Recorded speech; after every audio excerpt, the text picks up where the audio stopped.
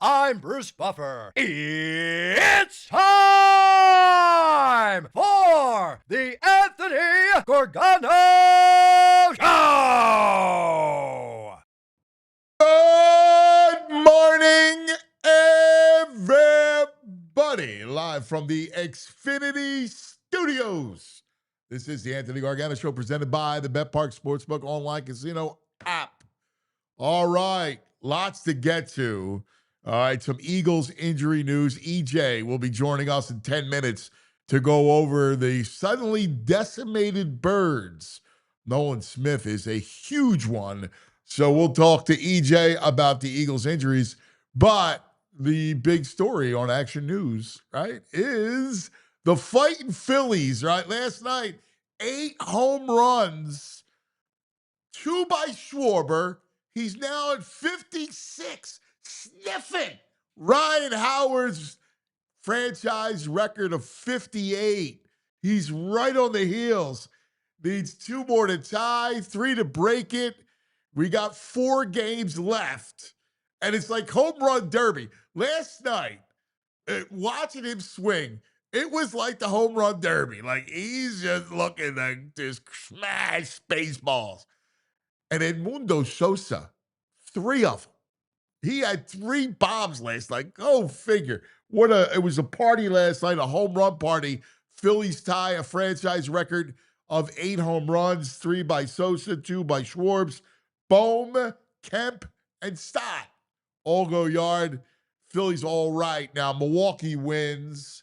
So, Phils are 2.5 games behind the Brewers. Again, the Phils play today. If they win today, they're 2 back.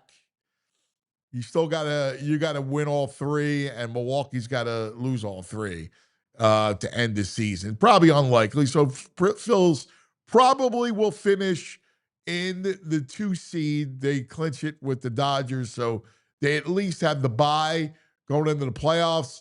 And it's good to see the bats alive, right? This final week of the season, sneakily, Bohm is starting to hit. Bohm's looking good. Stott's been good, right? Like, they're getting some contributions from everybody else besides Schwarber and Harper. You're going to get Turner back. So, like, all's kind of rounding into form going into the playoffs. And we can't wait because it starts next week. Plus, you have the wild card series. Phils get the bye. And then it'll be the division series starting a week from Saturday. Fast, man. October 2nd. It's a week from Saturday. You already see darkness early. Like last night at football practice, it was like, oh, man, it's 6:30. It's already starting to, sun's about to set. Well, we got lots to get to with everything today between Fightins and then the Birds. Now, Eagles. Oof, right? All of a sudden yesterday, it was revealed Nolan Smith, biceps, same injury, goes on IR. That's going to be a big loss. November 10th is when they're talking about the Packers game for his return. Birds also lost on IR. Ja'Cory Bennett with an already thin corner position. Dory Jackson has a groin. He didn't practice yesterday. So it looks like Kaylee Ringo is going to get the start. We'll talk to EJ about that. But also Darius Cooper. He's placed on IR with a shoulder.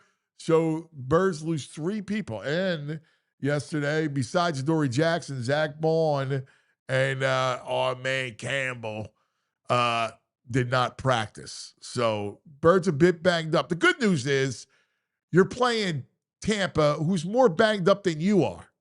And then after that, you get a Denver team, that's not a great team. Then you get the Giants on the short week on the Thursday. And Jackson Dart will be starting because you already saw it. Dable announced that Dart will start for the rest of the season. So you get the rookie. You get the rookie in 2 weeks on a Thursday night. And then you get a long kind of stretch and then you face Minnesota. And we presume it'd still be Wentz. Oh, cannot wait for that. And then the Giants again. So, you got a really good stretch ahead of games where you should be able to rack up wins. You already won probably 2 games that you could have lost.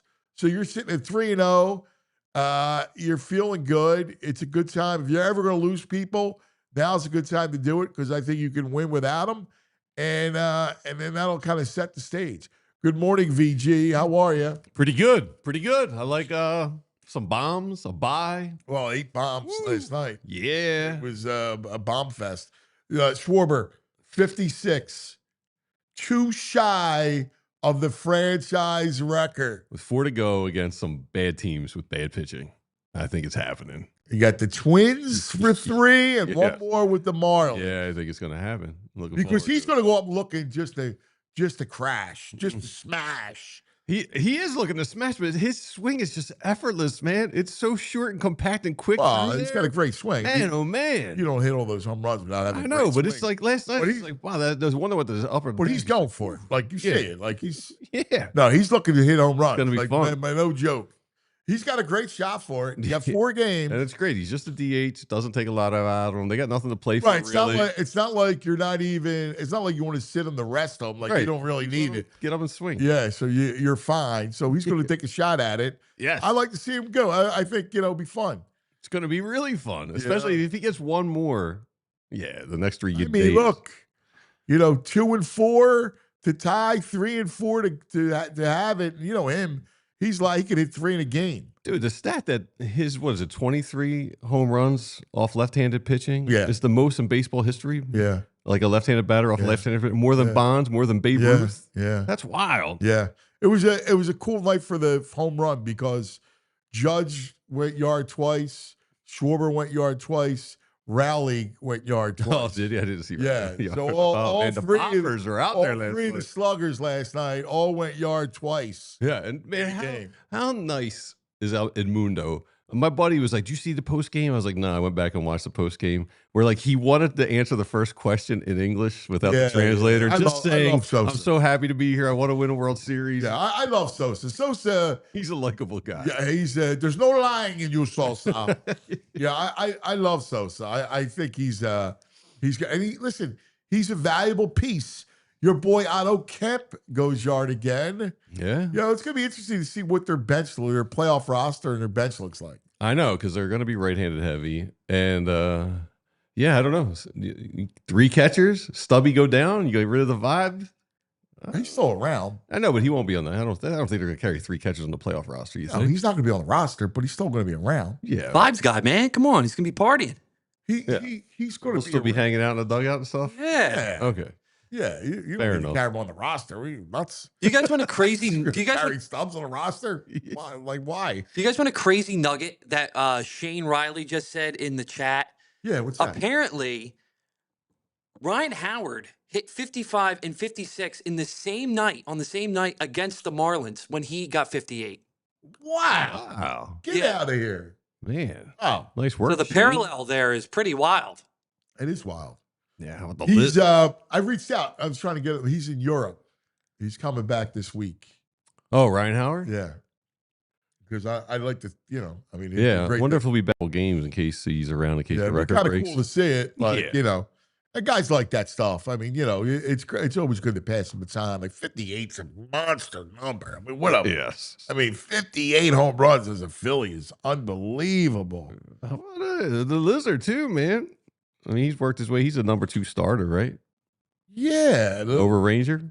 You know how I feel about the Lizard. Yeah. He had his strikeouts, the 7 strikeouts in the 3rd inning. Wow. Dude, when he is on, he's got among the best stuff in baseball. 100% agree. He's got among the best stuff in baseball when he's on. Mm-hmm. He's that good. Listen, whether you go Ranger, I would start Lizardo game 2 just because it's at home. And I like him better at home. Ranger, I like him on the road. Like, I feel confident with Ranger on the road. Yeah, I can see that happening. I don't know what his splits are, but yeah, Lizardo does look more comfortable here. So I go Sanchez, Lizardo, Ranger. Go 2-0 and over the Dodgers. Yeah. Man, that's going to be an amazing series. Why can't that be 7? Mets got annihilated. Yeah, I love it. Showing a tongue. Yeah. I mean, he cried two starts ago, and then he got crushed last No, it's night. nuts. The wind was blowing in Wrigley last night, which Right. usually helps pitchers. Yeah. Not him. He was still giving up home runs. Yeah. Love it. His Love it. His ERA gets 7 at this point. Yeah, it's great. Don't use those tongues, that's for sure. All right, we got our man. Let's go because we got major Eagles news. This is a brutal that loss. we gotta cover, and nobody does it better than our man E.J. Smith joining us from the All PHLY show to give us an update. Good morning, E.J. Give me that E, give me a J, give me an E.J., give me that E.J. Smith. On the Xfinity guest line, tough loss, huge loss. Nolan Smith goes down. Man, what does that do to this group? Yeah, I mean it's a big blow. I mean he was the leader in snaps played through the first 3 games, and really they don't have a deep edge rusher group. That was one of our biggest questions going into the season, was what it was going to look like with Nolan Smith and Jalix Hunt at the top of that rotation. Losing him is definitely going to be a big blow for them. I'd expect like Zadarius Smith can step into a bigger role as he gets more acclimated with the defense. But I mean, it really is going to impact the back end of that rotation even more so. They signed Zadarius Smith because they didn't have great depth. So they've got options there, but none of them you feel great about in like a money down situation. You know, when you need pass rush, it definitely is a big hit to that. Yeah, huge pass rush. Did you realize it was that serious? No, not at all. Yeah. I mean, I didn't notice that he was dealing with anything during the game. Obviously, he's had that brace on his left arm all off season, training camp, and then into the season. But yeah, I mean, we've talked about it with Nolan Smith. This is a player that had injury concerns coming out of Georgia, and it's a double-edged sword the way that he plays. Obviously, you love what he gives you, especially in the run game. You see those clips of him blowing up, pulling guards and tackles. Like, he has a real physicality about him, but he also so explosive, man. Yeah, but then that comes at a cost. It does come with a cost. You're right. He's so physical at the point of contact that it does. It was so funny. Because both my kids wound up playing edge, right? Yeah. And so we're always watching. I give him Nolan tape all the time to watch, right? Like, especially the older one. I'm like, dude, see how he explodes off contact? Because I love his violence, and he's the first to initiate.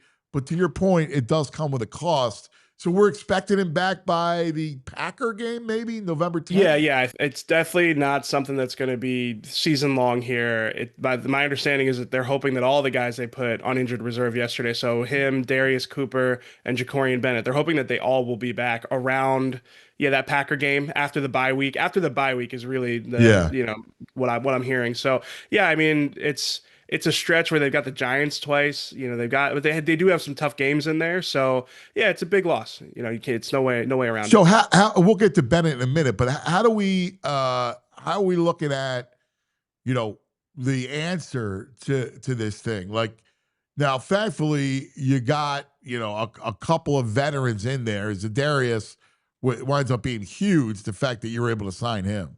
Yeah, and then they've got Aziz Ojulari, Obo Okoronkwo, and then Patrick Johnson was active for the first 2 games, and then they had him down against the Rams. So that would make me wonder if Patrick Johnson's the answer as that 4th edge rusher, but he doesn't give you as much pass rush juice. He's up for more. He's a run stopper. Duties. Yeah, and the early down stuff, but I feel like Aziz Ojulari or Obo Okoronkwo, if you're looking for a 4th guy as like an edge rusher in the rotation, those guys make more sense. But listen, there's a reason that they've been down. Aziz Ojulari he did not have a good training camp. Hasn't had an easy transition into the Eagles rotation here.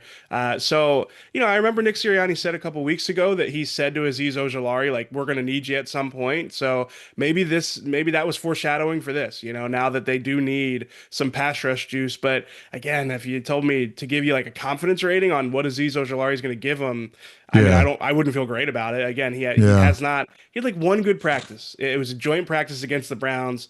Other than that, he really has had a really really quiet start with the Eagles. All right, Bennett. That one is a surprise, and you already got Adoree Jackson banged up with a groin. Yep. Now we know it's upper body. I think it's I thought I heard somebody tell me it's a shoulder. Yeah, but I know they've been mean, undisclosed. Yeah, just reading between the lines of like he got hurt. It seemed he presumably got hurt on that last play, clearing out space for Jordan Davis. So that would be my guess. They can be cagey with some of the IR stuff. They don't have to disclose it. So with him, I mean, it's not ideal to have. I mean, we talked about the fact that they don't have those options at corner. They didn't have a good option to begin with, and now you're really going into this game probably with Keely Ringo, unless Adoree Jackson can come back from injury. But honestly, like, do you want a 90% Adoree Jackson out there over Keely Ringo? Groin, I mean, he can't run. I mean, right, exactly. So even if he can work his way back, Vic Fangio talked a lot about Keely Ringo earlier in the week. Said that that he expects that they're going to need Keely Ringo and that he's got to be ready for his opportunity. And Vic said he thinks he'll be ready. And that's not a small thing when you hear it from Vic, because he's not one to sugarcoat stuff. But that said, like Keely Ringo, we're talking about Azeez Ojulari's training camp. Like Keely Ringo had a chaotic training camp, and not in a good way. Like, the exact opposite of what you'd want to see from a cornerback. So, I still understand like the upside that he has, and I still think there's a player there, but I mean, his technique, it's not consistent down in and down out. So, that cornerback 2 position has been a problem pretty much all season. There have been ups and downs, and I don't know if Keely Ringo will be the answer, even if it is him on Sunday. Yeah. At what point do you break glass? Nobody wants to do it, but at what point do you say Cooper needs you on the outside? I've been thinking about this all week. Like their best 11, especially with these injuries, is out of base. And you like Nakobe Dean kind of nearing his return.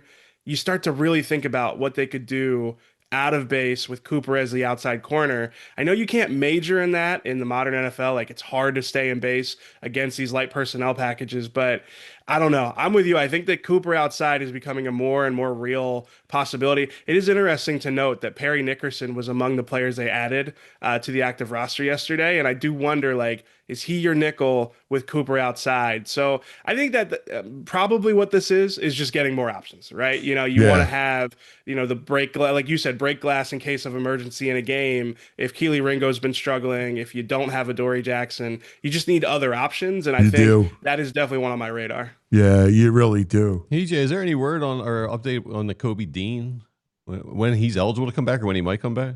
So he's eligible after this week. He needs to miss the first 4 since he started the year on PUP. And I mean, before the season, he said, "I'll see you guys week 5." I see him in the locker room a good amount. He's always in. Seemed like even during training camp, it seemed like he was really getting close to a return. So I mean, it maybe week 5, maybe shortly thereafter. But I'd expect to see him sooner rather than later. All right, let's look at who's hurt now, because not practicing yesterday was Adoree Jackson, Bond, and Campbell. How serious is the Bond knee and the Campbell triceps?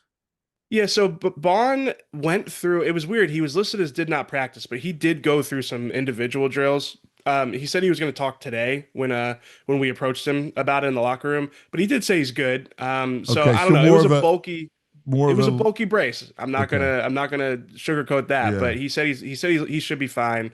I think today will be a big day for him. But yeah, again, I usually take those guys at their word. Campbell will be interesting. He said he's taking it day by day. I don't know about that one. I mean, obviously with the Nolan Smith experience here informing, like the triceps thing, it can be tricky. So I don't know. That one, I've definitely got more on my radar to see if he can make it back to practice. He was a little bit less confident about his status for the week. So I mean, having both of those guys out, we've talked so much about how versatile those guys are, how important they've been. Honestly, they've probably been the best linebacking core in the league. So, not having those guys, especially, you go into it against a tough Tampa team that's going to try to get into those heavy personnel packages and beat you up. It's a big one to watch for sure the next couple days. Did you hear anything with Tampa? Now we know that Evans is out. It looks like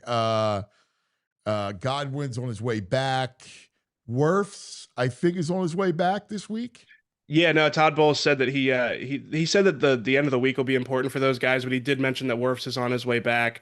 And yeah, their offensive line is so banged up that having him back is huge, especially, if you well, I guess Eagles edge rusher rotation notwithstanding, I mean, he's just a difference maker. He's just a guy who, if he's in the lineup, you feel a lot better about. So yeah, I mean, it's really two really banged up teams. They both have a lot going on the injury report this week, so a lot to keep an eye on for sure. And I think what you're going to wind up seeing from Tampa is a heavy dose of Bucky, a lot of Bucky Irving. And look, I know we've been talking about the idea of controlling the ball and not getting off the field and not being on those like long drives where you wind up being gassed.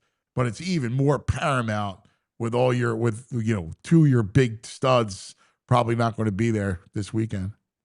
Yeah, and that's where those linebackers are really going to be a difference making whether they're out there or not. Because you're right. Vic Fangio talked about the need to get off the field, not have 8 to 12 play drives, and the Bucs are going to try to do that. I mean, it's what they do in the heat. So.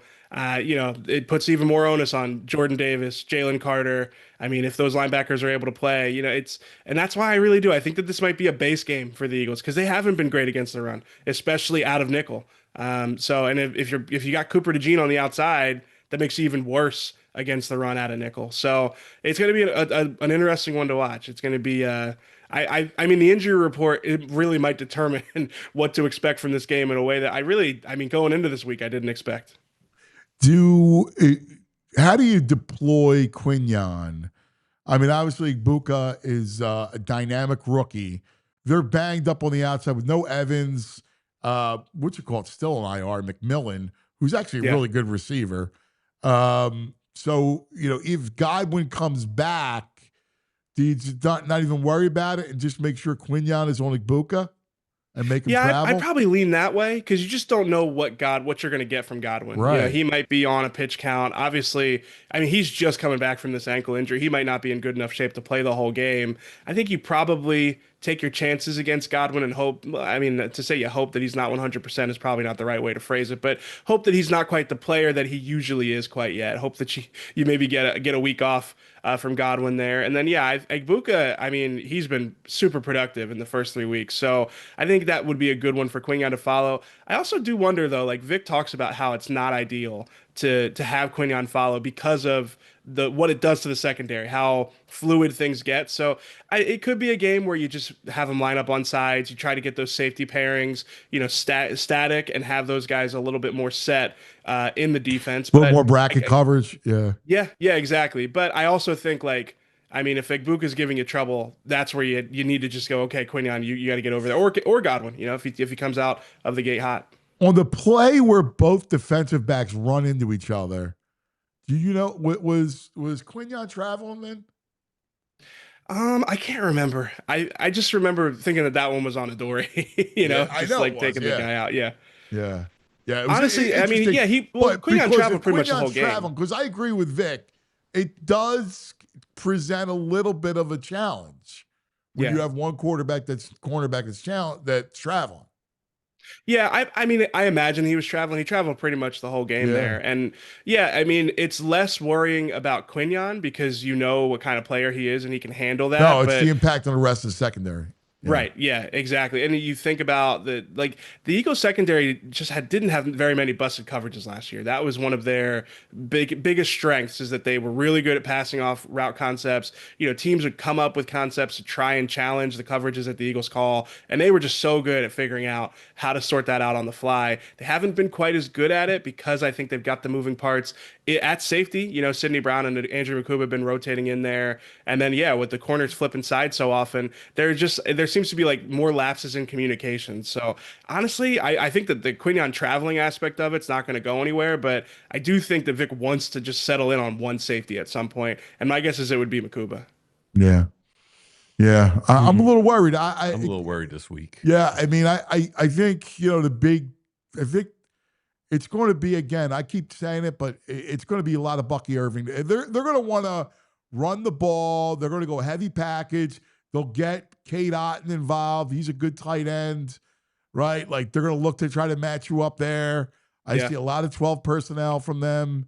It's gonna be a tough game for them, man. I mean, they don't match up well against this Bucks team. No. Obviously, the past record even set that aside. Like No. the run defense hasn't been great this year. I think the Bucks are going to test them there. And I felt anecdotally like Jalen has been doing better against the blitz. But if you look at the numbers, it's not been great. It has been stop start. It has been a lot of underneath stuff. They haven't really been able to stay ahead of the chains against the blitz. Which if you can't do that against Todd Bowles, you're in trouble. So I think we're going to learn a lot about the team, good or bad, after this game for sure. Yeah, I'm with you. Let me ask you about the elephant in the chat and in the city right now. We got a guy who just did 7 flights of stairs like it was nothing. He looks like he's in shape. Can BG come back and play?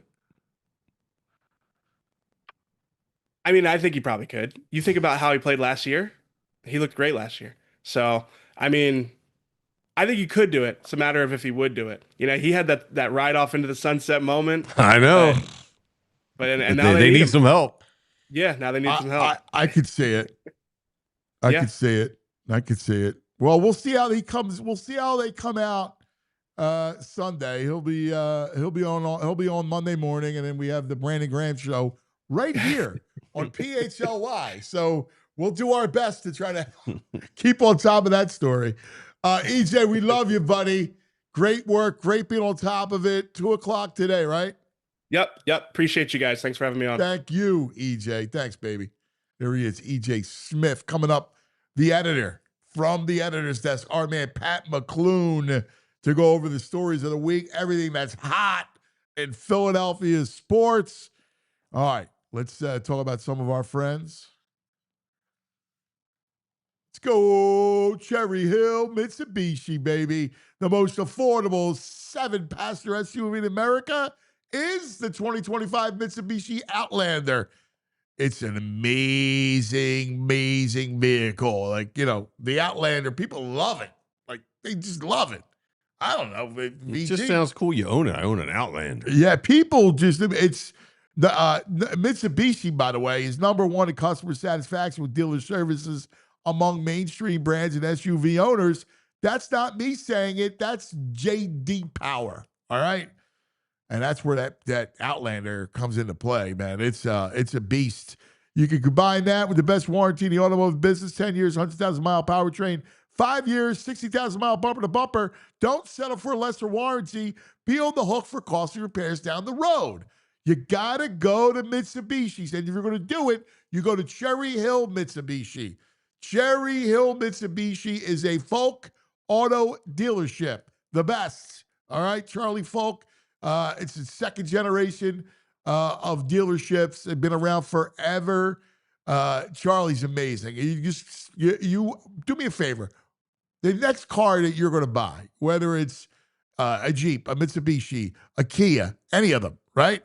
Because Charlie's got several dealerships. Ask for Charlie, and he's going to tell you. Now, Bill's the man at Cherry Hill Mitsubishi. He'll take great care of you.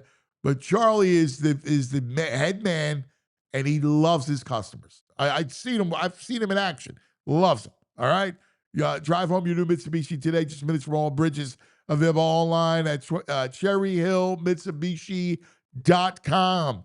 Now, I know people buy Mitsubishis elsewhere. I don't know why. Why? No clue. No clue. All right, sports fans, listen up. September's here. Football's back. School is in. And it's a perfect time to get your finances back in shape, too.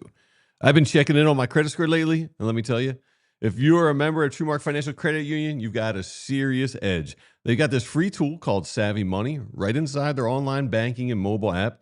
I use it myself. Seriously, it's like having your own financial coach in your pocket. You can check your credit score anytime without taking a hit, get tips on how to improve it, and even get alerts if anything changes. And that's what I call playing smart defense with your money. So if you're already on Team TrueMark, fire up that app and check out the Savvy Money today. And if you're not a member yet, what are you waiting for? Step up your financial game, swing by one of their 24 branches, or visit TrueMark.com/PHLY to open an account.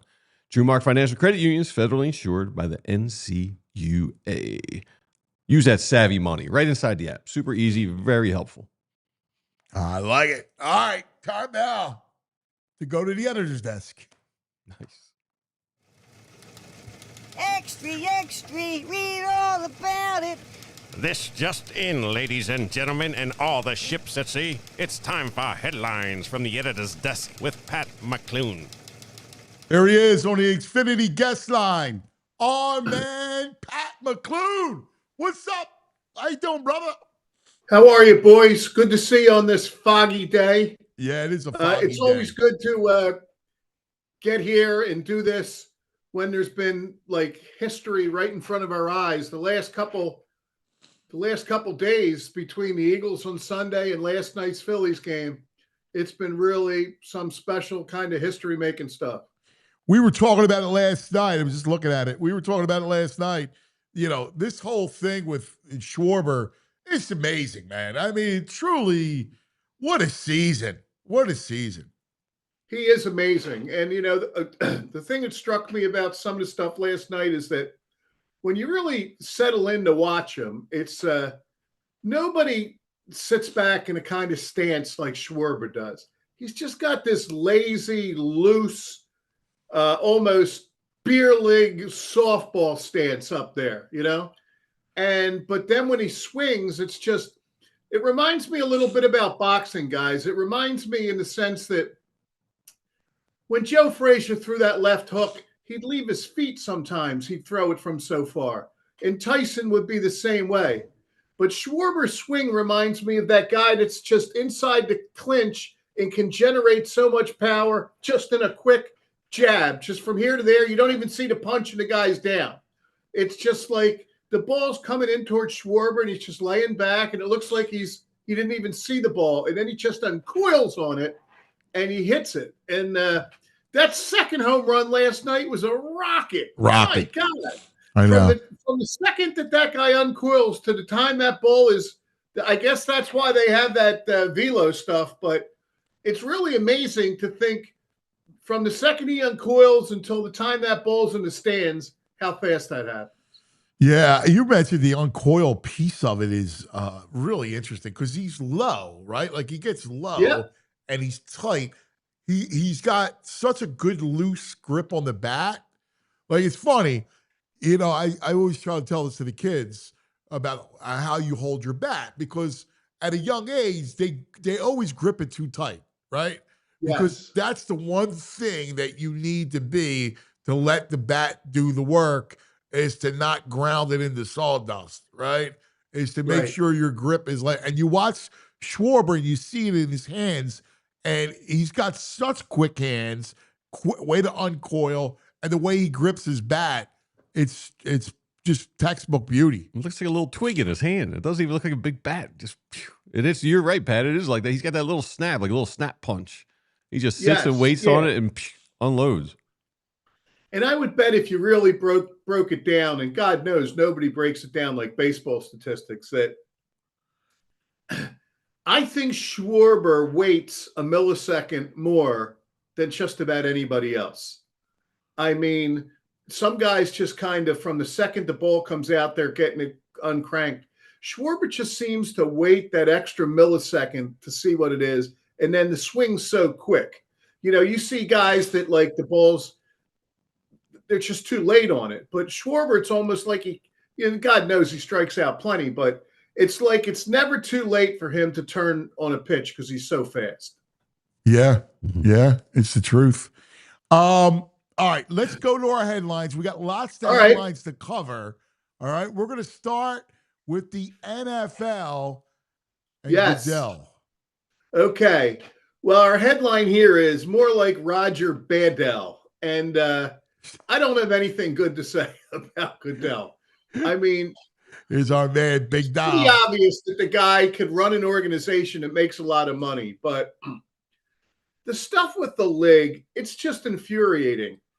And the thing that made me come with a headline on this is I was piling them up. And so they fine Big Dom $75,000, 75 grand.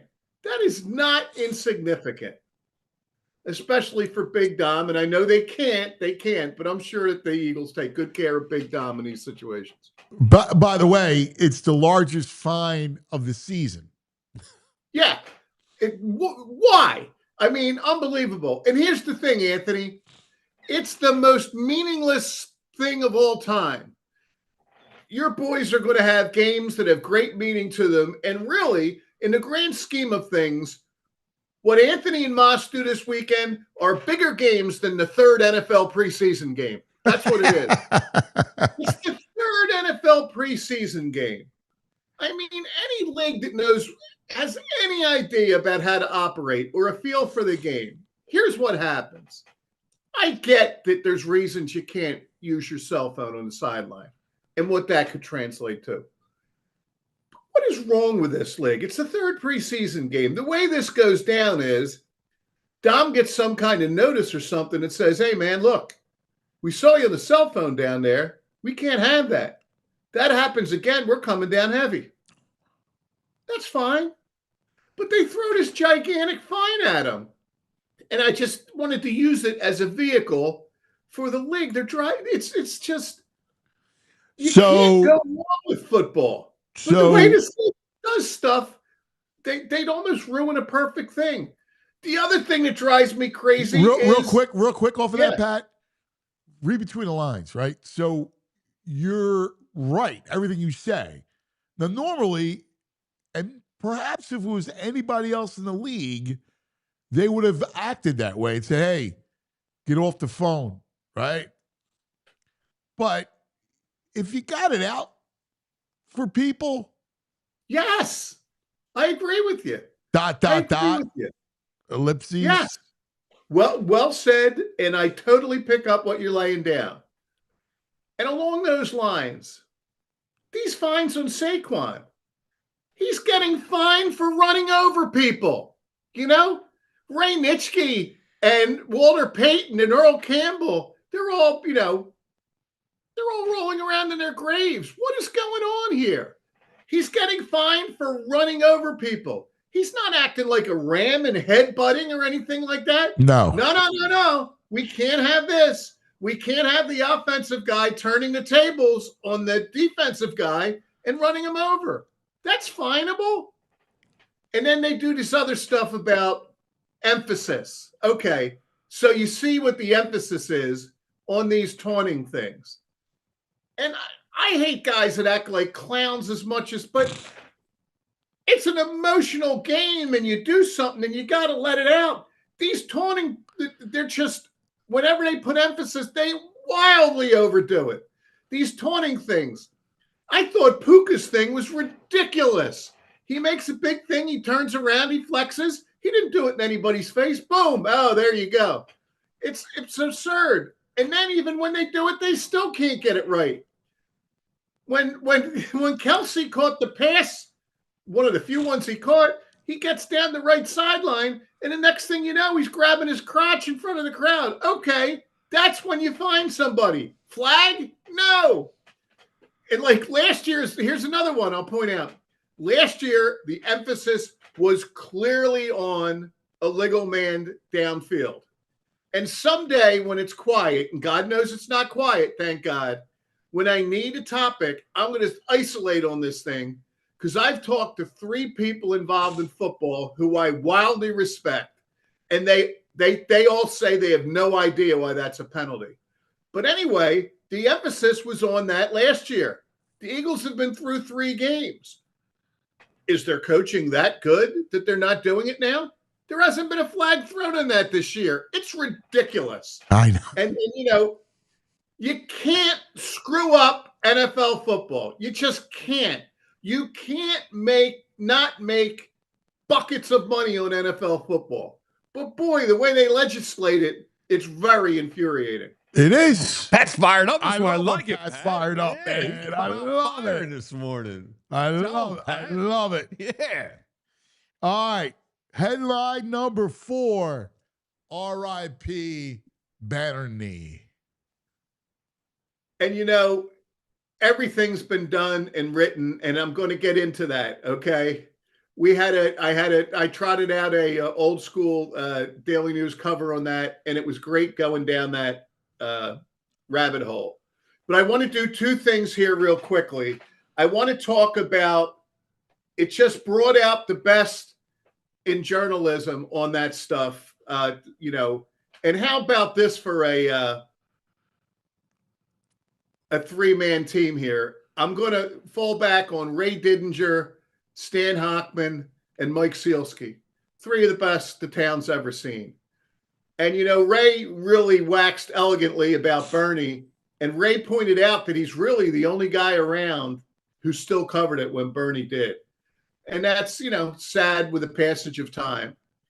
And I went back looking for a Bernie. And when they won it the second year, I called up a Stan Hochman column. And the headline was, Bernie Parent only misses the boat, since he never misses things. And the stuff Stan wrote a column talking to Bernie after they win the second cup about Bernie's, and Bernie said that his frame of mind is that there's all this stuff going around. He goes, I only think about my boat. I think about in the off season getting back on my boat. And Stan writes his boat, his ever-loving 33-foot boat, beer in the cooler, belt in the buckets, gas in the tanks. And then he goes on to say that that game against the Sabres, their goalie was Jerry Desjardins, and he couldn't come out. It was like no mas. It was just too much pressure. Jerry Desjardins, he was like, he was so tied up, he couldn't see straight. So the Sabres had to start a guy named Roger Crozier. And so in that game, and Bernie throws shutouts in both of those games. And Clarkie's quoted in Stan's thing as saying, you ever see him play bad in a big game? It was just like last year, the last game against Boston. We could have played all night and they wouldn't have scored. And then finally this week, and I'll get with this on the Eagles because Mike Sealski, who's always great and a good dude about it and a friend of PHLY, Mike had a great column today, and we'll get to that. But on Bernie, he wrote a great thing about Bernie, and he just said that, you look at that Saquon year, but maybe the best and most indispensable person of all time was Bernie for those Flyers games. He led the league in games, wins, shots, saves, save percentage, and goals against. And so I wanted to kind of put that in perspective with and they're so brilliant. Geez, those guys are all fantastic. Ray and Stan, God rest his soul, and I love Mike to death. It's poignant because Bernie, we remember, man, like Bernie's backup was the Chief, Bobby Taylor. Yes. And he never played. Like, it was like he was the Maytag repairman of his day. I mean, literally, Bernie would play 75 games. It was unbelievable. Like, in the era of, car share, right, where they goalie share, Bernie would play almost every game. Unbelievable. And, that's the other point I wanted to make quickly is kind of putting in perspective of what it was in Philadelphia sports. Those Flyers teams, Anthony, that in a lot of ways was the dawn of what we know as Philadelphia fandom, because I'm sure it was great in '60 when they won it and Wilt and those things, but the town hadn't won in a long time. And along comes this sport, hockey. And look, hockey was a foreign concept to guys like you and I and VG that grew up in neighborhoods. What did we know about hockey? And then all of a sudden this sport comes by and there's this one guy called the goalie. And he was Philly's goalie. And everybody imitated him. We didn't know what a goalie was. We knew what a third baseman was. We knew what a point guard was. We knew what a halfback was. But we didn't know, what is this goalie? Like in all these pads and stuff. And like he came and they won the cup. And the streets erupted in these, spontaneous celebrations. I've talked about it on Fifth Street in Albany. The cars going up and down. And it really, nobody tailgated in those days and stuff like that, Anthony.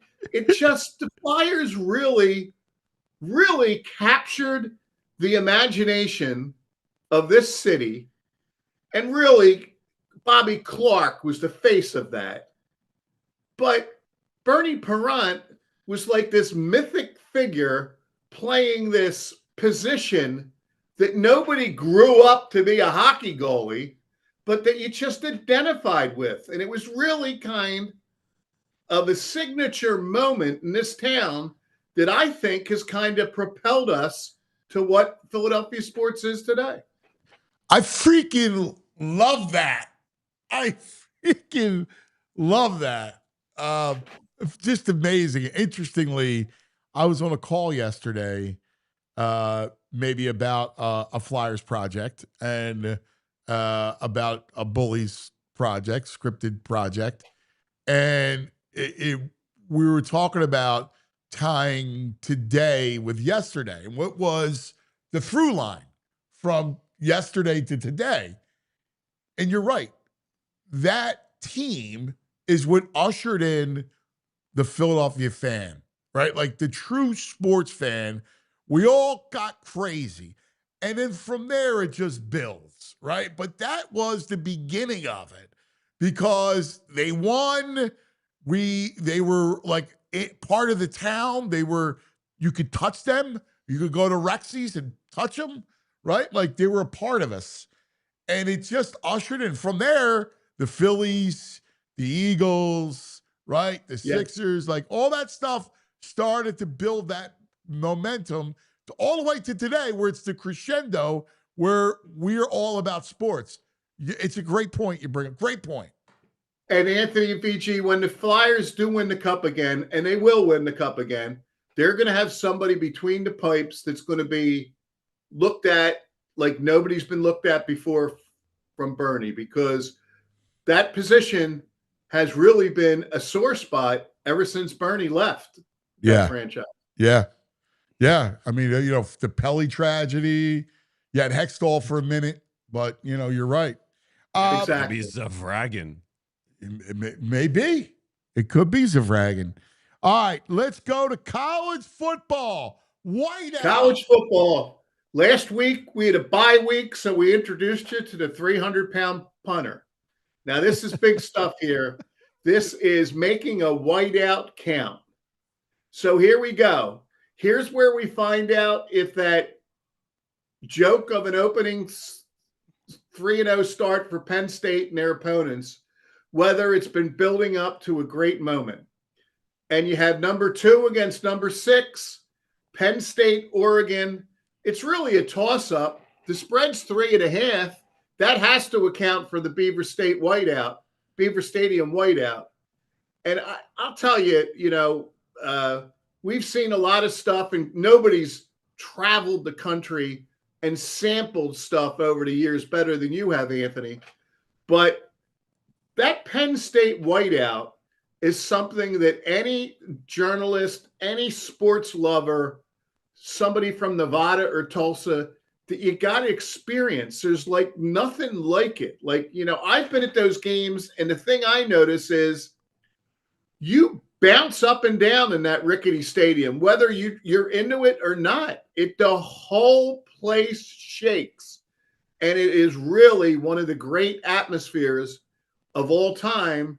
And, let's see. I mean, Penn State had Nevada, FIU, and Villanova. Oregon has 4 games. They got 1 more under their belt. Montana State, Oklahoma State, Northwestern, and Oregon State. It's funny. They beat Oklahoma State 69-3. And I tried to use that last week when I do a thing with my sons and my nephew, Rich, who does such a great job for you. We pick 5 games a week. I picked Oklahoma State last week against Tulsa, thinking that there's no way Oklahoma State could be that bad but they are. No, they're horrible. That makes me feel a little better, but Wayne Gundy, Oregon, they got one of the best teams money can buy out there, Anthony. And now they're trotting out a quarterback named Dante Moore. Look at the succession. They go get, in these portal days, they go get Bo Nix from Auburn. They go get Dylan Gabriel for Oklahoma. And this Dante Moore came from UCLA. And he's going to have his hands full, because I do know this. That Penn State defense is big time. So I'm with you. I actually love Penn State in the game, and it's because of the line of scrimmage. I think Penn State should be able to run all over Oregon. And like, I love Aller. I like his arm, and I want to see him kind of open things up a little bit. But this is a game where you just got to run the football, man. You got 2 horses, and you should be able to run on them all day.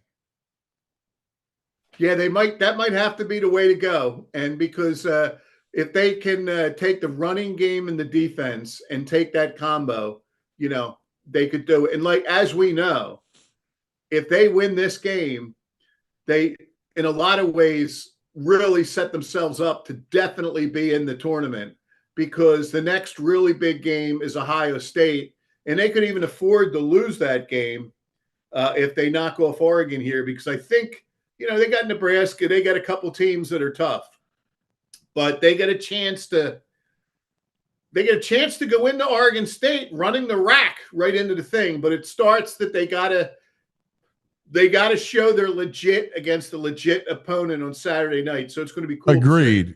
I do think I agree with you too. I think nowadays, like Notre Dame is still alive. You lose 2 games, tough games, but they look at their schedule. If they don't slip up, they're in. Okay. Yeah. Yeah. Yeah. All right. We're down to the big 2, Eagles or Phillies.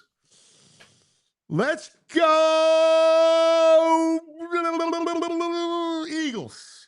Okay, there you go. And our headline here is, if you can't stand the heat. And let me tell you something. Mike Sealski laid down a great column where he works these days. It really goes to show about what a thorn Tampa Bay's been for this franchise those many years. And ironically, and I texted Mike this morning, he starts it with the 1979 loss. And we've spoke about this before. That game sticks in my mind, boys, because that's the last time I ever bet on a sporting event. Wow. Really? Last time I learned my lesson. I was 20 years old. Me and my good friend Smitty, we dug in to watch the playoff game. They're playing the expansion Tampa Bay Bucks, this joke of a franchise. John McKay, the first time they're ever in the playoffs. It's impossible for Dick Vermeil and the Eagles to lose to Tampa Bay. So Smitty found someone who made book and made his call, and we dropped the princely. We each dropped $50, and I couldn't believe what happened. And I learned right then and there. I said, I'm out. I mean, I worked in the business for a few years. I am out. I'm not betting on anything else. But it's just gone like that over the years. It was the first game at the Link. Who's that? Leroy Selman? Ooh. Yeah. Leroy Selman that day. Yep. Threw down the Oklahoma lineman. And Ricky Bell. They just kept getting Ricky Bell. Yes. I think he had 42 carries in that game. And he took him out. And look at all the stuff that's happened subsequently. They lose the first game there. I don't think you and I probably the lowest I ever was as an Eagles fan was after the Fog Bowl. But right there was the Tampa Bay loss with we had our bags packed. The Super Bowl was in San Diego. There was no 2 weeks. It was next week. The bags were packed. The flights were picked. We were off to San Diego the next day. And then, Deuce runs for a touchdown. They're going to hammer these guys. And then there's the names Joe Juravicius and Rondé Barber. This has been going on a long time, boys. So the Eagles have some dragons to slay on Sunday. Yeah, they do. And you guys, I love listening to the first 20 minutes. You guys carry so much stuff. You did it quickly today with EJ. But one of the things you hit on, and, I can't agree more, is, let me tell you something. If the Eagles win this game, and I think they can, I always thought they'd be 3-1. But if they win this game, how are they not going to be at least 7-1 at the midway point? They could be 8-0. Yeah. Yeah. And they're not losing to Dart. They're still not ready for prime time. They're still not playing well. They're not losing to Dart, and they're not losing to Wentz. No, exactly right. Exactly right. They could lay an egg against the Broncos, but I don't see that either. It's here. I don't see it. But sure, they could lose Sunday. They very well may lose. But I'll tell you why. I would have felt worse about this game if I didn't see that second half of the Eagles offense. They've had to have learned a lesson from that. They have to. And they've got to be able to, and it works both ways. If you come out slinging it and you find EJ, Saquon's got a little more room. Yes. And if Saquon's got a little more room, it's easier to throw a dagger to Devontae Smith. Yes. And I think the second half of that Rams game might be enough to propel them to pull this one off. I like it. I like where Pat's head is, man. I'm a little nervous. Yeah, well, you should be nervous. Extremely nervous. But, yeah.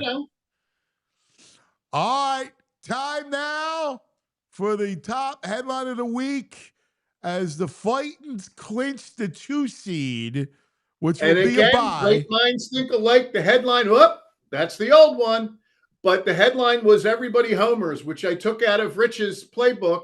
Last night, we were going back and forth. Last night, the emergency text had to go out because I sent you everything with the bullpen. And then we watched that game, and it was historic. It really was.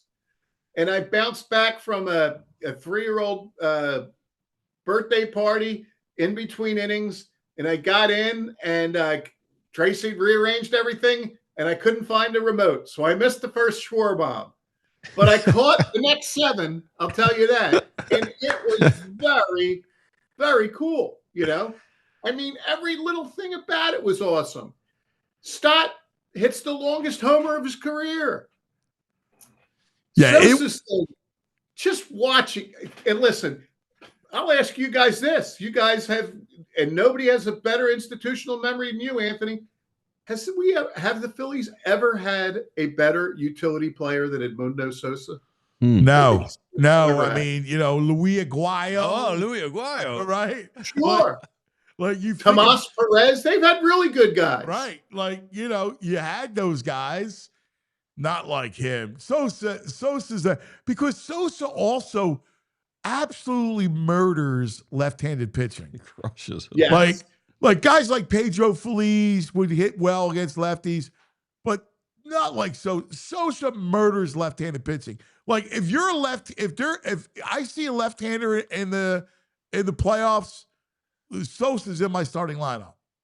Yes, I think so too. And the other thing too is there we go. The other thing too is that with Sosa, wherever you put him, the gloves don't go down. You've still got a great glove there. Well, when you think about it, when Trey and Sosa were out, Stott gave you a great shortstop, and I love both of these guys. They've been big contributors, but when that right side of the infield was Weston Wilson at second and Otto at first, that was a little rugged, man. You wouldn't want to do that for a real long time. No. But even Otto, that guy's got to be on the postseason roster. That's VT's boy. He's got a swinging chance in the 11th inning. If you gotta, you're in a bad spot, and maybe you've made a move and Marchand's in there or something, and you got to bring a bat. I feel like we got a shot if you bring Otto off the bench, and he homers, and then we've worried about Bohm's power, and he homers, and we're still not even touching on Sosa and Schwarber. And the other thing that was cool is just Edmundo's got that great personality. Yeah. So when he broke the third one, he stopped at second, and he's kind of in that goofy, that stance. Like, all right, okay, it's got to be a double. I've had a good night. I'll settle. And then they wave him on, and off he goes. And then they stop him again. There's another, But that was cool. I thought we had a Bartman situation on our hands, but that guy did the right thing. Yes. He reached over into the flower bed. That's cool. Yeah. You don't reach over the fence. Flower bed's good.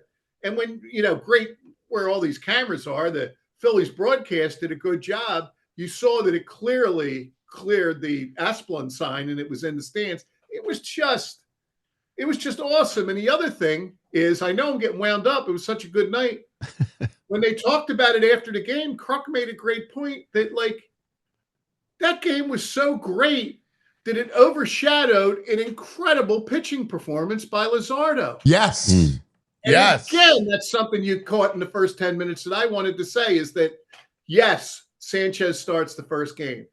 But I got to tell you, if every Phillies pitcher is at their absolute best, the absolute best of the Phillies, I think, is Luzardo. Yes. Now, he's got some downside to him that Sanchez doesn't have. But when Luzardo's locked in, man, he is really something. Yeah, he's got incredible stuff. And which is why he's got to start game 2 at home. I love him at home. I that's where I want to see. And Ranger travels. So I'm good with Ranger starting game 3 at Dodger Stadium, assuming it's them. You could almost see Luzardo getting nervous in the playoffs, but Ranger's not. No. Ranger's been there, done that, and they talk about that thing about the heart rate, and I don't quite get that, but they say about, like, his heart rate that he can handle anything like that. But, man, when Luzardo's striking out people, he is awfully tough. So I got one question, right? Because you scrapped the bullpen, but I got to ask you because yesterday, like today we're agog over the long ball, but yesterday I'm like a little worried. Like, do we have to worry about the tarantula? Yes, we do. We got to worry about, I don't mind you lose. I like bringing him in when you're up 2. It's going to you're up 1, you lose the game. I can live with that. I'll tell you what I can't live with. I can't live with being up 3-0. Poor Christopher Sanchez. Yeah. After 8. Yeah. You can't blow with 3, and you can't do that. You can't have the Robertson Sanchez thing. But real quick, I see the man himself, Kevin's getting ready to roll. I wanted to say the thing that really bothers me about Duran. He's given up 2 home runs for the first time in ages. Both of them on 0-2 pitches. Yeah. Let me tell you something. I know this. You literally cannot give up a home run on the 0-2 pitch. You can't. No. I don't know why you throw 102 up in here the zone. or 102 out here. Yeah. You can't get beat on 0-2 pitches. No, I and know. It bothers me that he's let that happen twice. Yeah. Kirkering did it. Kirkering had the best stuff he's had in a long time in that same last game that Duran gave up the home run. 0-2 pitch going, that bothers me. Yeah. Yeah. I just don't want to worry, man. Right. Playoffs are that's the whole point of the playoffs. Man, Nubs, man. yeah, I don't want to worry with tarantula. Oh no!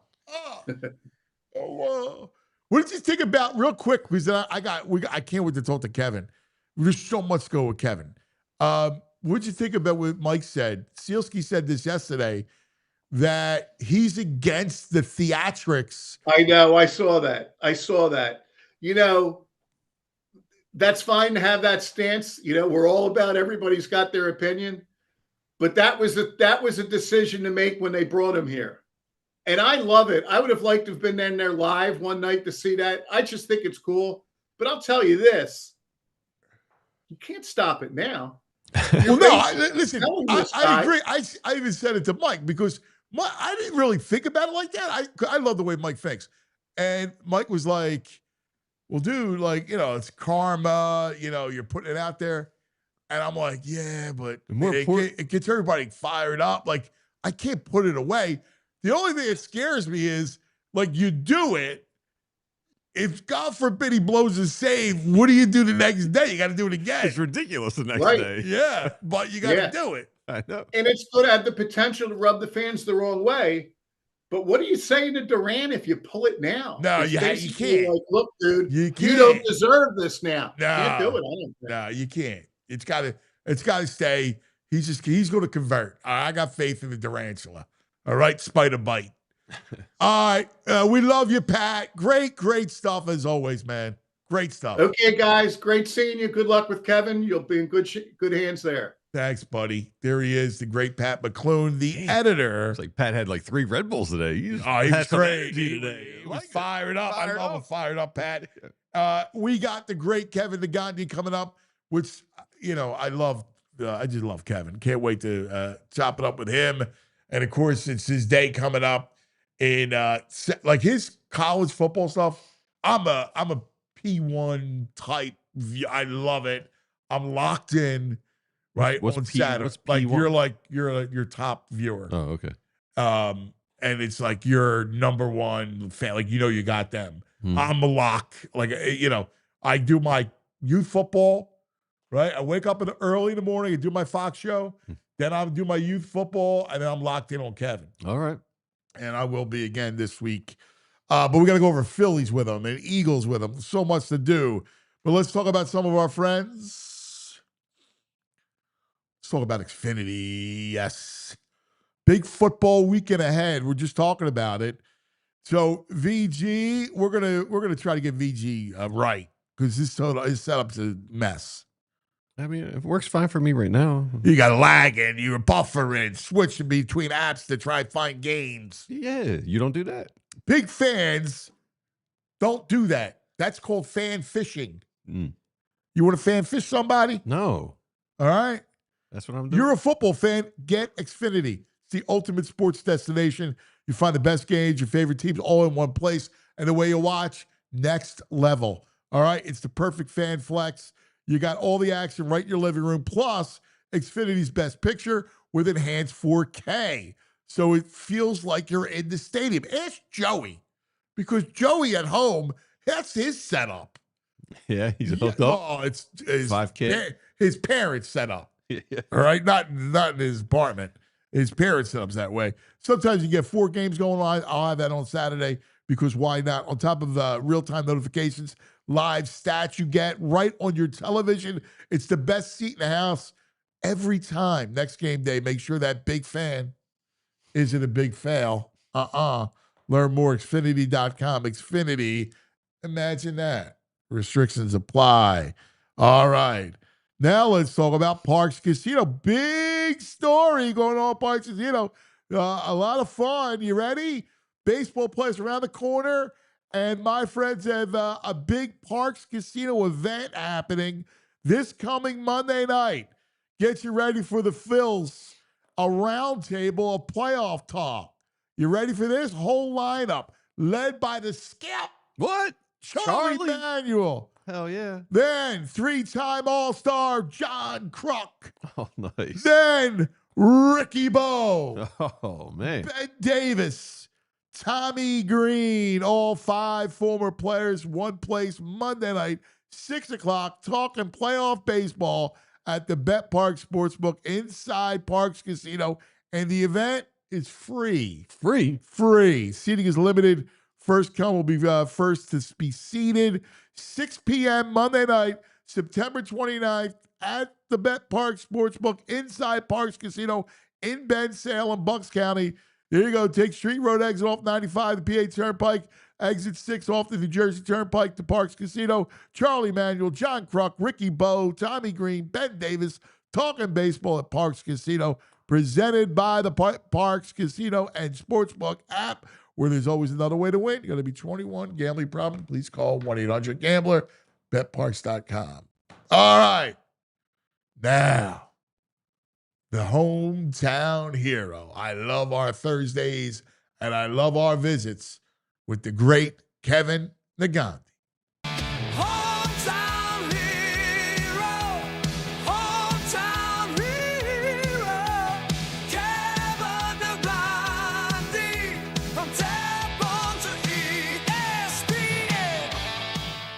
There he is! What's up, my brother? What's happening? Good to see you guys. You're right. Yes, sir. It's just so ridiculous, that guy and that song. It's just so ridiculous. It just makes me laugh. You're a hometown hero, brother. I know. Just the guy's voice. It's literally like it's a flashback to the 80s. Yeah. Like, That's a VG piece. Yeah, man. I mean, he's singing that. I love that. That's my wheelhouse. That kind of rock and roll. Do you want him to tweak it? Would you rather it No, change? no. Don't touch it. Don't, I think it's fire. Give it all. All right, let's get started.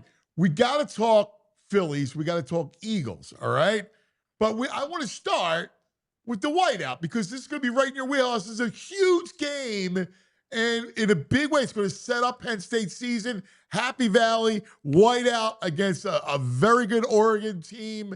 Set the stage for it, brother. Oregon's really fast. Oregon, if you watch them on tape, you could put them. Listen, and one thing that's a positive here for Penn State, think about playing against a fast team. SMU last year was one of the fastest teams in the country. Couldn't match the physicality of Penn State. Oregon is more physical than SMU. I think has more weapons on the outside that are fast. To me, this will come down to, I think everybody puts it on Aller and the backfield and the pressure on Penn State. Completely understand. I think that's a valid point. To me, it's the pressure of Dante Moore of Oregon. The kid's a special quarterback. How are you going to handle going to Happy Valley in that environment? If Oregon were to strike early offensively, then things change, right? If it's a close game, 3-point game in the fourth quarter, like the give and take and where are we vibe-wise, I think plays a huge role. But that Penn State crowd, no matter what the situation is, I think they've got to stay. You can't bail on this team. You can't go, here we go again, top 10 team, and, we can't win the big game. You can't, because Oregon will sense that. Oregon will understand that. And I think that line is weird, man. 3.5, 3 and a hook there for Penn State. That's a weird line, man. That makes you scream to take Oregon, I think. I think Dante Moore's ability to move around in the pocket will play the biggest role in this game. And I've heard Penn State kind of like, hey, look who we played. We're getting comfortable with these wide receivers and Aller in the offense. It's going to be a completely different team. I think that plays a role. I can't wait to see how Jim Knowles has that defense prepared. But I think it's going to be a really good one. And I think it's going to come down to a field goal. Yeah, I feel you. The one edge, I think Penn State can run the ball in Oregon. I agree. Totally agree. Yeah, totally. I think that's where they got to lean in on, right? You got to lean, because if you're gashing them and 5 and 6 yards a pop, and then they're going to give up a big play. I've seen it. You're going to give up a big play. I could totally see it. And that's, to me, is going to be the key for Penn State, because if you get a lead, to your point, right, like Oregon strikes first, but if Penn State can get a lead in the first half, then I think it's a major, then I think they win easy. Yeah. Relatively. Well, relatively, because you then you don't want to then just say, hey, let's play conservative because we're winning, right? Like, you're right. It's the best backfield in the country. And if you're going to say Notre Dame, then it's 1 and 1A, right? I think that we haven't seen them unleashed. How much is Aller going to take on his shoulders that I've got to make the throw and I've got to do this and I've got to do a lot and prove my worth? Or is Aller going to say, okay, let me be smart, let me approach this the right way? That those things play a role. Yeah, no, you're right. It's going to be I'm fascinated by the whole thing, man. I look at this game and I do all the nuance, white out. I think, to your point about Penn State, is that they are a bit of a mystery because you haven't played anybody. Yes, you haven't played anybody, and now there's no easing into this. But you do have the benefit that you're at home. You're not on the road in Columbus in a big game. You get the benefit. I will say, though, you win a game like this, it takes people from pressing the pedal off a little bit, easing a little bit, right? If you don't win this game, I think everything's going to be like this for the next 2 months. Yes, up until Ohio State. It will be so super tight. around the program. Yeah. And the conversation will it doesn't matter about any games and anything they do. The conversation will always say he continues to not be able to beat top 5, top 10 teams. Yeah. Yeah. Can I ask, This is a referendum. He was at our high school game Friday night, St. Augustine. He took the helicopter and he landed Friday. It was James Franklin. Really? Oh, yeah. Wow. Yeah, the helicopter, at the Penn State helicopter. Does it land like right near the field? Oh, yeah. Yeah. Yeah, it's pretty cool. Those are boss moves. Yes. Yes. Yeah.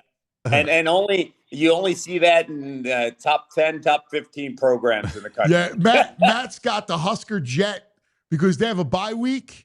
Yeah. So he's going to be on the Husker jet recruiting. Well, he needs to find some defensive linemen that can play physical, because that was That's a what big. I told him. I told him, say, you gave up 300 yards on the ground in Michigan, man. It's, I mean, he was in no mood to hear it, but, I know. And I know he's frustrated because, you can't get punched in the face at home and you knew what Michigan was doing. Yeah. You knew what they were going to do. I mean, they also need some linebacking help. They do. Man, I was surprised. I was surprised that Michigan was like, hey, this is what we're going to do. We have a freshman quarterback. We're going to run the football. Hey, we're going to run the football again. Oh, here's Justice again. Here's Justice again. And they had no answer. Like, none whatsoever. On defense. Raiola played great. He did. He kept them in the game. But eventually you've got to make a stop or two at home. Yeah. Hey, can I ask you about the whiteout stuff? Like, I know it's a big home game, but what makes the whiteout? Does it just get the fans more into a frenzy? Like, why is the whiteout such a big deal? Unbelievable. Everybody's in white. How about it, Kev? With the lights on, VG, man, that place, Happy Valley, is freaking rocking. Yeah. I've been to a whiteout in Happy Valley, night game on ABC. I've never been to Death Valley in Baton Rouge, and I've been told a night game in Baton Rouge is night and day from an afternoon game. Yep. I've been in the swamp. I've been to some like big places. I would put the whiteout on a Saturday night up against any football environment, because it is so electric. You have 100 and I think what's the seating now? 110,000. Yeah. It is unbelievable. All in unison. Yeah. And so think about it too. Think about the fan base too. Like VG, you've got a mixture of Eagles and Steelers fans. Yeah. And now they're all coming together for one college football program. Yeah. I mean, no, I get that. Like, I would feel like that would be every home game, but the whiteout, and they're all white, it's crazier. Listen, I covered games in Baton Rouge. I covered a day game, like at noon or whatever it was, 2:30 start for the 3:30 game, and I covered a night game. The night games are unbelievably different. Way more. There's probably a lot more alcohol intake. Oh yeah, but it's definitely. But the nightfall in the bayou. Oh man, they've been drinking Gator. I mean, eating Gator all day, moonshine all day. They're ready to Gator go. blood. Yeah. Yeah, it's different, man. And you're right. Clemson at night is pretty nasty. Big game. The Rock. But I would always say LSU. I would always say LSU is the real Death Valley. I agree. I agree with you. Did you see Saturday's outrageous, right? So you get the Ryder Cup, and we talked about this. Starting at noon, USC, Illinois. You got LSU, Ole Miss at 3:30. Auburn A&M, Tennessee, Mississippi State. We talked about Oregon, Penn State, and then Bama, Georgia. What? That's a blackout, whatever if that means. I guess there'll be more of a frenzy in the blackout in Georgia. Yeah. All of a sudden, he's locked in on what goes on between the hedges this year. I know. That's my squad, man. Kirby Smart over here. Yeah, he's got to exercise a demon. He's 1-6 versus Bama. We got to let's go. Yeah, but I will say that 1-6 has Nick Saban on the sidelines. different, right? That win was a national championship. So, and they could have won the other one if Tua and Devontae Smith don't pull off that miracle in overtime. So, like, I know that goes into their 1-6, but Nick's not on the sidelines, and Kalen DeBoer is great. It's Nick Saban's he's the greatest college football coach of our generation. You can make a case the greatest of all time. So he's not there. He's not on the sidelines. I think that Georgia. Some of the games you mentioned, and are games that we're going to learn. We're going to learn a lot about, I think, Dante Moore. We're going to learn a lot about Oregon's opportunities and chances if he can survive that environment. We can learn a lot about Drew Aller and the growth and where this team is, and Jim Knowles in this defense, right? We'll learn a heck of a lot about Ty Simpson in Alabama because is it the Ty Simpson that was on the road at Florida State and he couldn't grip the ball and they were down early and Bama's defense was soft against Florida State's front line, or will they respond? And Georgia's already proven it, what they did to Tennessee. They're right here mentally. Georgia's mental game is stronger than anybody else. But the one thing that's interesting is Georgia's defense, we haven't seen them have a takeover. Can they take over a game with Ty Simpson there in that Alabama environment? Also, they're vulnerable on the perimeter. Yeah. You see what Tennessee did to them on the perimeter? Yes, you're right. But did you see what Georgia did in the second half and made adjustments, right? You're 100% right. I saw what they did, but they made adjustments. And that's what impressed me because they were mentally tough. And it was the second half of a completely different story, right? And then I'll go to LSU is the most mind-boggling top 5 team. Mercurial. You're right on. When you have Brian Kelly there and you have Garrett Nussmeier, who is coming in as a Heisman favorite at the time of the start of the season, and you guys still can't run the football, and the offense is now the weakness and the defense is a strength, I just don't understand what's going on at LSU. And because if you look at LSU, that win against Clemson, not impressive. No. And Florida's defense held them down. If Florida had 5 interceptions, if Florida had cuts those interceptions, where's that game? And then what are we talking about today about LSU? So I'd like to learn a little bit more of that. Ole Miss can't stop a nosebleed on defense. So where are they? And that Trinidad Chambliss kid from Ferris State, the D2 kid. Yeah. I'll share a quick story. He was considering Temple. What? Temple had reached out to me, and I was going to talk to the young man. And the day before, he was about to make a decision, got the phone call from Ole Miss, and he went up there at Ole Miss, and it turned out that now he's the star. And what he does. Kid is so good at just moving around the pocket, right? And a mobile quarterback in Lane's offense really helps, man. The kid's got juice. He got juice. He got recruited because they found his highlight tape on Twitter. And that's how Ole Miss got interested. And it just, I bring up Trinidad Chambliss, and me and you, we're all Temple guys and all that, just how close that kid could have been on Broad Street. And the kid's pretty electric.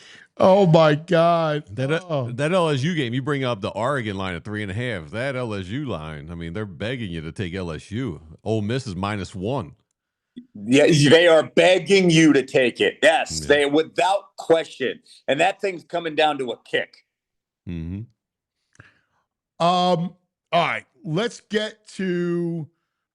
to our teams because I'm dying.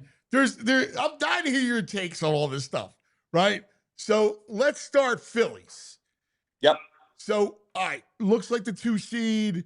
Looks like, it was fun. Schwarber's awesome. We have 56 now. He's going for the record. But earlier in the week, the Durantula, I had some Durantula worry because he's blown 3 saves. And VG said something about, it's one thing closing Minnesota It's another thing closing in Philadelphia in September. Are you at all concerned about the tarantula? I am, but I'll also bring up, well, what the hell are the other options? Well, no. It's the tarantula Yeah. or die. Boss, yeah. So I'll tell you, I am concerned because the home runs that we saw 2 nights ago, where I was like, you're going to really blow this with Sanchez? Like, are we kidding? Or the solo shot, which stunned everybody. It was a flat ball on an 0-2 count, and that was a flat. Listen, anybody can get a hit in that league at 100, 102 miles per hour fastball if it's in the zone. Yes. The one thing that I think Duran has done a phenomenal job is that he always works outside. And when you're in the playoffs, you've got smart teams and good lineups that are not fooled, and they're going to make you throw a strike. So can he mix it up a little bit? Because I've been blown away in watching him here in Philadelphia because, man, like the splitter and, how he could always locate to the outside and still get guys biting. You can't throw a flat fastball in the zone at 102. You just can't. Like, you especially at 0-2. You can't do that. I couldn't believe that he threw a fastball at 0-2 the way he did with no movement. That concerns me, but, man, you go in with your best guys, you figure it out. Oh, yeah. And I think the juice in that park will get him ready to go. So I'm more worried about the guys that have to get the ball to him. Robertson doesn't look good. But I'm also relying on Robertson's, to be honest with you, I'm relying on Robert's experience. Like, I'm relying on, he's not going to be fazed by the moment. And that's all I care about. Who's going to be fazed by the moment and who's not, especially if we're at home in that crowd. Kerkering's going to be fazed by the moment. Oh, yeah. I'm just thinking about Kerkering coming against BG, I'm glad you brought that up. Yeah. I'm glad you brought that up. We have been waiting. We know the potential. Yeah. We have been waiting. This is not about physical talent. It's not. It's about understanding the situation and the moment. And that's where I start to lose some confidence in Kerkering. I'm not worried about Strom. And I know he's been dealing with some issues. I'm not worried about Strom. I trust those. If I'm going to lose, I don't want to lose because somebody is scared or somebody cannot handle the situation. Agreed. Yep. If you're going to lose because you threw your best pitch, all right, we lose because we threw our best pitch. Like, what can we do? I do take solace at, I think the number one competitor for the National League pennant is the Dodgers, and they would kill to have our bullpen right now. Their bullpen's not good. They just threw out Sasaki and Kershaw out of the bullpen. Yeah, because their bullpen's been atrocious. They're looking at the playoffs to use their excess starters to bridge their gap. Yeah. So you want to know why their bullpen is not good? It was an interesting story. I was talking to Jeff Passan about it. It's the domino effect because they never sent Shohei down. So Shohei basically did his pitching rehab in the major leagues. So what had happened over the summer is Shohei will go an inning. Shohei will go 2 innings. Right. Then the bullpen has to come in. Right. And you wore down the bullpen. It shot him in the ass, yes. All summer, right? And now they got to go into the playoffs, right? So I think that benefits everybody else in the National League. That now Shohei threw 5 innings of no-hit baseball against us, but as a result, if these guys can only go 5 innings or 6 innings, you still have a shot in the final 3 innings. Right, so I think that helps the idea of where the Phillies they're gonna take the leash off in the playoffs, and they're gonna throw Shohei 7. Yeah, and then if they don't and they go 4, and then you just brought up a guy like Kershaw. Hey, can you give us 2.5 to 3 innings? Just carry us over. Can you give us 4? I don't know. I haven't watched the Dodgers, man. Kev, Phillies Dodgers. I'm going to hold my breath now because it's going to be 5 games of just white knuckle. Oh my God. Like Sanchez, Ohtani in game 1 will be ridiculous. It'll be amazing. At the bank? Are you kidding me? Oh my God. At So the then bank. what? And then you'll have Snell, Luzardo in game 2. Oh, wow. And I heard what you guys said before I joined. I'm with you. Put Ranger on the road. Yeah. Ranger on the road, again, moment, understanding. Yes.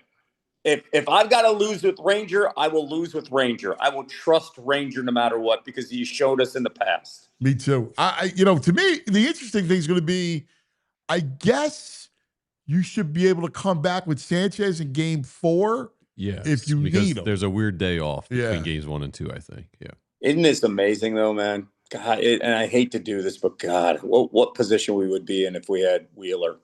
We would be feeling so done. Imagine if you had Wheeler, Sanchez, 1-2. You ain't losing. That was the cheat code to a series, let alone a 5-game series. You're going to go up 2-0. You're not losing with those 2 on the mound. And Ranger in game 3, potentially Wheeler coming back with Luzardo. It's heartbreaking. I know. All right. Birds. Now, I was dying.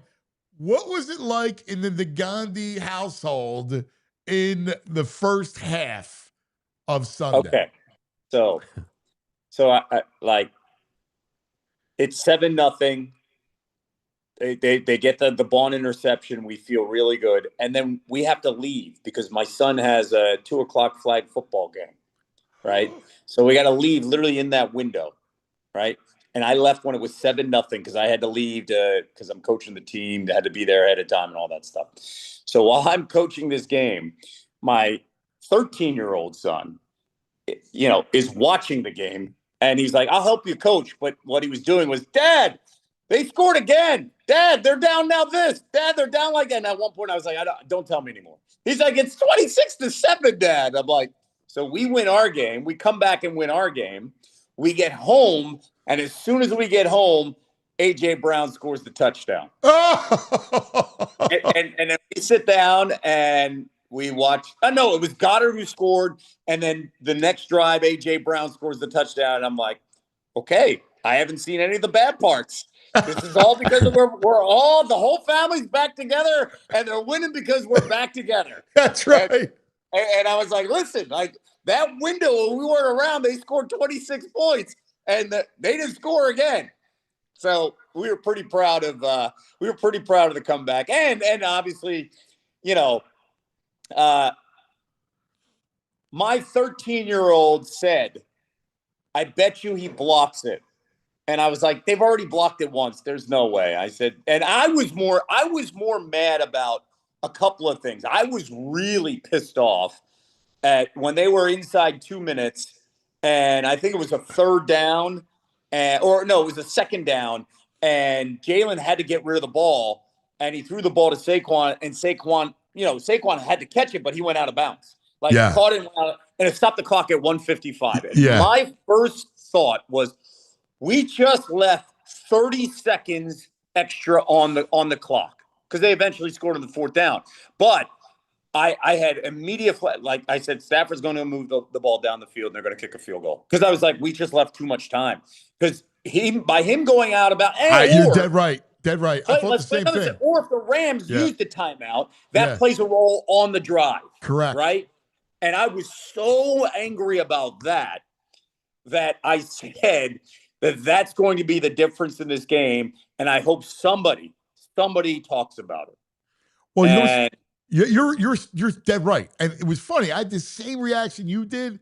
I'm like, they're going to lose the game. Stafford's going to come back. He's got too much time. They're going to lose the game on a field goal because they just blocked one. I had the same reaction you did, which is there's no way they're blocking another one. They're going to make it. I was oddly feeling good in this sense.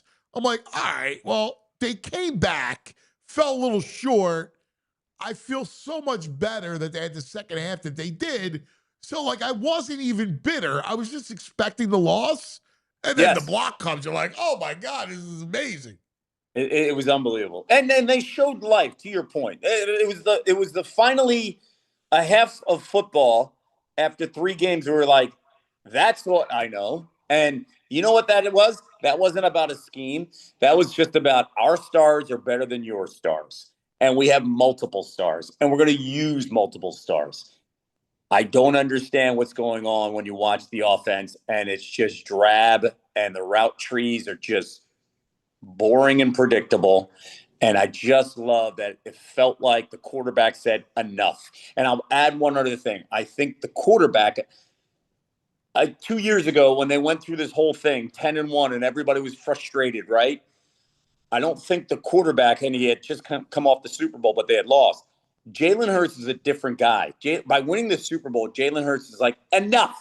If we're going to lose, we're going to lose the way I want to play, not the way somebody else is calling the game. And I think his decision-making was enough. Our stars are better than theirs. Where's Emmanuel Forbes? I'm throwing the ball wherever Emmanuel Forbes is. The same way Stafford is, hey, where's Adoree Jackson? I'm throwing the ball wherever Adoree Jackson is. Yeah, you're dead right now. Let's look at this week. How much do you hate Tampa? Like, I freaking hate the Buccaneers. I love Todd Bowles, but Temple Todd. But I hate Tampa Bay. Like, I think I hate them more than the Giants. Like, I'll always hate the Cowboys. I despise the Giants, but I freaking hate the Buccaneers. And they have tortured us. And I forgot, when Mike Sealski brought this up, he wrote a column today about an Inquirer. But, like, you go back to 1979 when they beat Vermeil, the expansion Buccaneers beat them in the playoff game. And then it's the end of the vet, which is our dart in the forehead. Oh, my God. Just, like, there's no way I thought that they would lose that game. By the way. No way. It's like, what? I covered that team back then. I covered those Bucs teams back then. And the year before, the Eagles just beat the hell out of them. Like the Eagles, I remember coming to Philly for that game. Yes. That was, who was the quarterback? It was, they wrecked them. It was Hugh Douglas, Sean King, yes. And I remember, obviously, that was Dungy. Then Gruden comes in. And I think as a city collectively felt like they're coming to the vet. They can't win any games below 40 degrees. And obviously, we all know what happens. And I knew that whole entire Bucs team. And, you know, Booger remains. Booger is a very, he's family. He's Uncle Booger in our house. But I knew all those guys really well. You know, Rondé doing his thing, and we don't need to rehash it. But I think ever since then, the identity of the Bucs has always been, we're better than you guys. We came to your house. We took it away. We went to the Super Bowl, and it was like they slayed a big dragon, right? Because we were pretty intimidating back then. Oh, yeah. And it hasn't changed. And, you know, Bowles has figured out Jalen Hurts. And it feels like we're in Tampa every year in week 4. Yes. Every year. So this is how I look at it. This is how I look at this game. Losing Nolan Smith is a big deal, not just for the next 4 or 5 weeks, but for a game like this. The Bucs offensive line is not good. They are beat up. I think Wirfs may come back to this week, but he's coming back. Yeah. They're not good. They're beat up. No, they got everybody's playing different positions. Their center's playing tackle. Yes. This is a game that I think Jalen Hurts has kind of got to say, I've got to, and Jalen's not the type of person to do this or say it, but Jalen's got to just say enough. Like, Todd, you don't got it on me. I got to figure it out. Because the one thing that Todd does is pushes them to the left with the blitz, with all these different looks, and they just he's always running to his left, and he has to make that awkward throw. And that's just tough for any quarterback. He gets them off platform. And that has played a huge role in all these losses to Todd. One of those losses, you know, it was a playoff game. That team 2 years ago they were already golfing. They didn't like each other, and they were done. Like we all felt it. One of those games was also Jalen's, that they were dealing with the whole Carson Wentz and Jalen thing, right? Like, and Jalen was on the back end trying to figure it out. And it was it was Doug Peterson, right? And, so like, I think that we've got to put it in its proper place. I don't want to say that I'm punting on the game. I'm just saying that all I cared about was going 2-2 this month. And if they come out 3-1, I'm good to go. Yeah. I'm good to go. Yeah. 3-1. And I'm good. Like, yes. I just look at it in quarters, like Gruden has always said, even though they play 17 games, and you want to be 3-1 or 4-0 after every quarter. And if they go 3-1 after that steal against the Rams, then good to go. Yes. Yes. I know. I see it the same way. I'm a little worried about, CB2, Bennett getting hurt. Now, Adoree Jackson's got a groin. It's going to be Kaylee Ringo. And the problem is they're better in base because this way you have Coop on the outside, but like you can't Zach Bowen's got a knee. I mean, he should play. Campbell may not play because he's got a triceps. So they're kind of like in a bad spot. And I look at Tampa, they're going to give you a heavy dose of Bucky Irving this week. Yes, they are. Yeah, without question, a heavy dose. And you know what? Maybe this is a challenge for Vic because last year's game was a debacle. But you know what that was? That was Vic still trying to figure out, personnel. Yes. That was Vic trying to figure out. And so I trust Fangio that he's going to still get the right guys. Now the question is the two dogs in the middle. Carter and Davis have to now phenomenal performance. Now we do not just all of a sudden say, I've got that game in the bag. We did that with Jordan Davis against the Bills 2 years ago, right? Remember that run to get Josh Allen and stuff, and he was amazing, and then he had nothing left in the tank the rest of the season. I'd like to think that he has learned his lesson. He's in better shape, and now you could build off of last week and just continue to stack games. Yeah, that's it. That's right on. And I need to see Jalen Carter play like Jalen Carter yes. He has not played like himself, and I need a little bit more out of him. Yep. So the last thing, and I need you to weigh in on this subject. Okay. Because we got into a little bit of an in-show squabble. And you I think as a Philadelphia sports elder, which is a wise man, need to weigh in here. So we got on the subject of booing on Sunday in the first half. You didn't see it, but there were lusty boos. I've heard about it. Yeah, All I heard right? about it. Yeah. So VG is pro boo. 100%. I'm anti-boo. I don't think you boo an 0-2 team after the Super Bowl, a 2-0 team after the Super Bowl. I get the offense looked ugly, but Lane got hurt. There was some until Fred Johnson came in to settle things down. I think you got to not boo so lustily.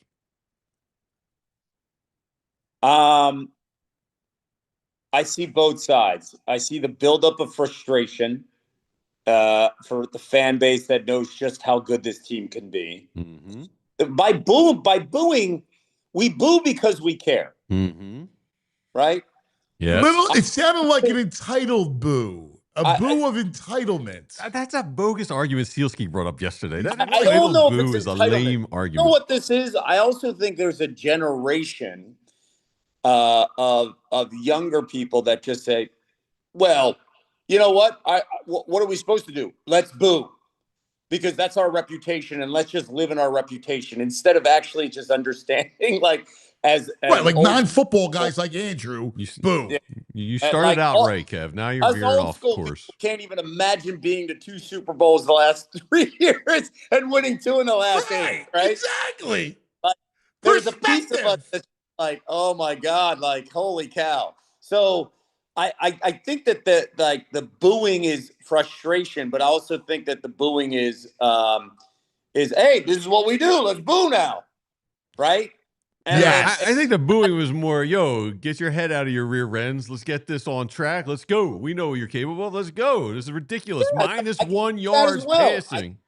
I can see that as well. Johnson got hurt. Minus 1 yard. With no O-line, they should have 2 yards passing.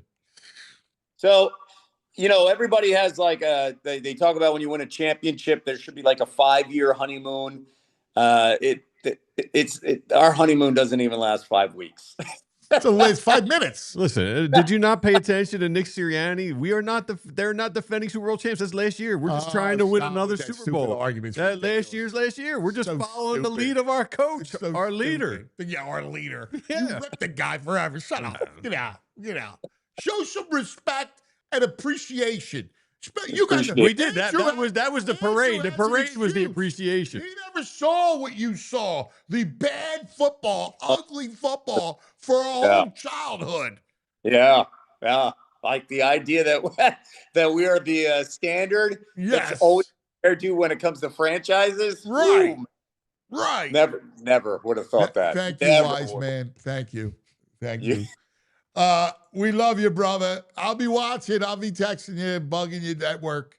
I love it. I love when you do that. Yes, totally. I look forward to it, fellas. Be good. Hey, wait, before we go, VG, how we feeling? Do you think your boys are going to win this weekend? I'm not so sure this weekend. What? I actually love Georgia this weekend. Oh, our guys. I might even at the Eagles. Oh, No, the you're wearing a Georgia Bulldogs hat. roll. Yeah, Bulldogs roll. Yeah. I'll He's such a phony. I'll text you during that game. That game I'll text you during. He's such a new fan. He's not even aware that he was wearing a Georgia hat. Exactly. I put it on just for you. I started this show out with a Phillies hat. He's such a phony. I got a Oh, wardrobe my changer for God. segments. He doesn't know what team he's rooting for. Oh, the Vols. No, wait, that was last year. The Vols stink. The Vols are good. They stink this year. Aguilar's good. No, you left too soon. You were texting me. Oh, boys are in trouble. I was like, just wait. Go Dogs. All right, be good, fellas. See you, brother. You're the best. Kevin Negandhi. Fugazi of the first. Dude, get out of here. I'm so locked in on these Bulldogs. Yeah, I don't know. It's going to be tough. The Bulldogs. Oh, I thought he was talking about the Eagles game. All right. You're like that dude in the commercial barking at his boss. Have you seen that yet? Yes. With the mug, put it down. Yeah, exactly. That guy, even his bark, your bark is good, Andrew. Yeah, I got good His bark. bark is weak. Yeah. Give me your bark. I'll give you a bark now. Yeah, because it was weak. I'm barking right now. All right, let's take care of some business. And then we go to Danny D, the AD, making varsity coming up next. But first, let's talk about some of our friends. And I'm going to hit you with the big party going on at Parks on next week. This is a huge night. Monday night. Get this on your radar. Baseball playoffs. Remember, season ends Sunday.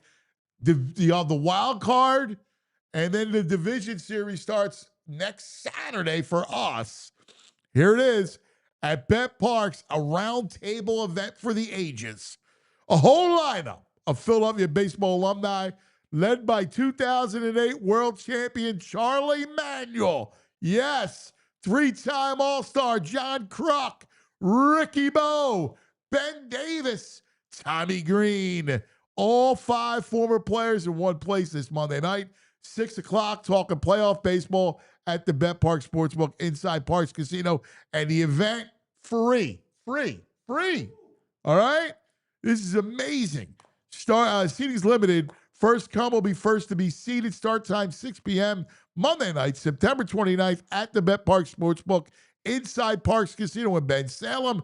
Take Street Road exit off 95, the PA Turnpike, or take exit 6 off the New Jersey Turnpike to Parks Casino.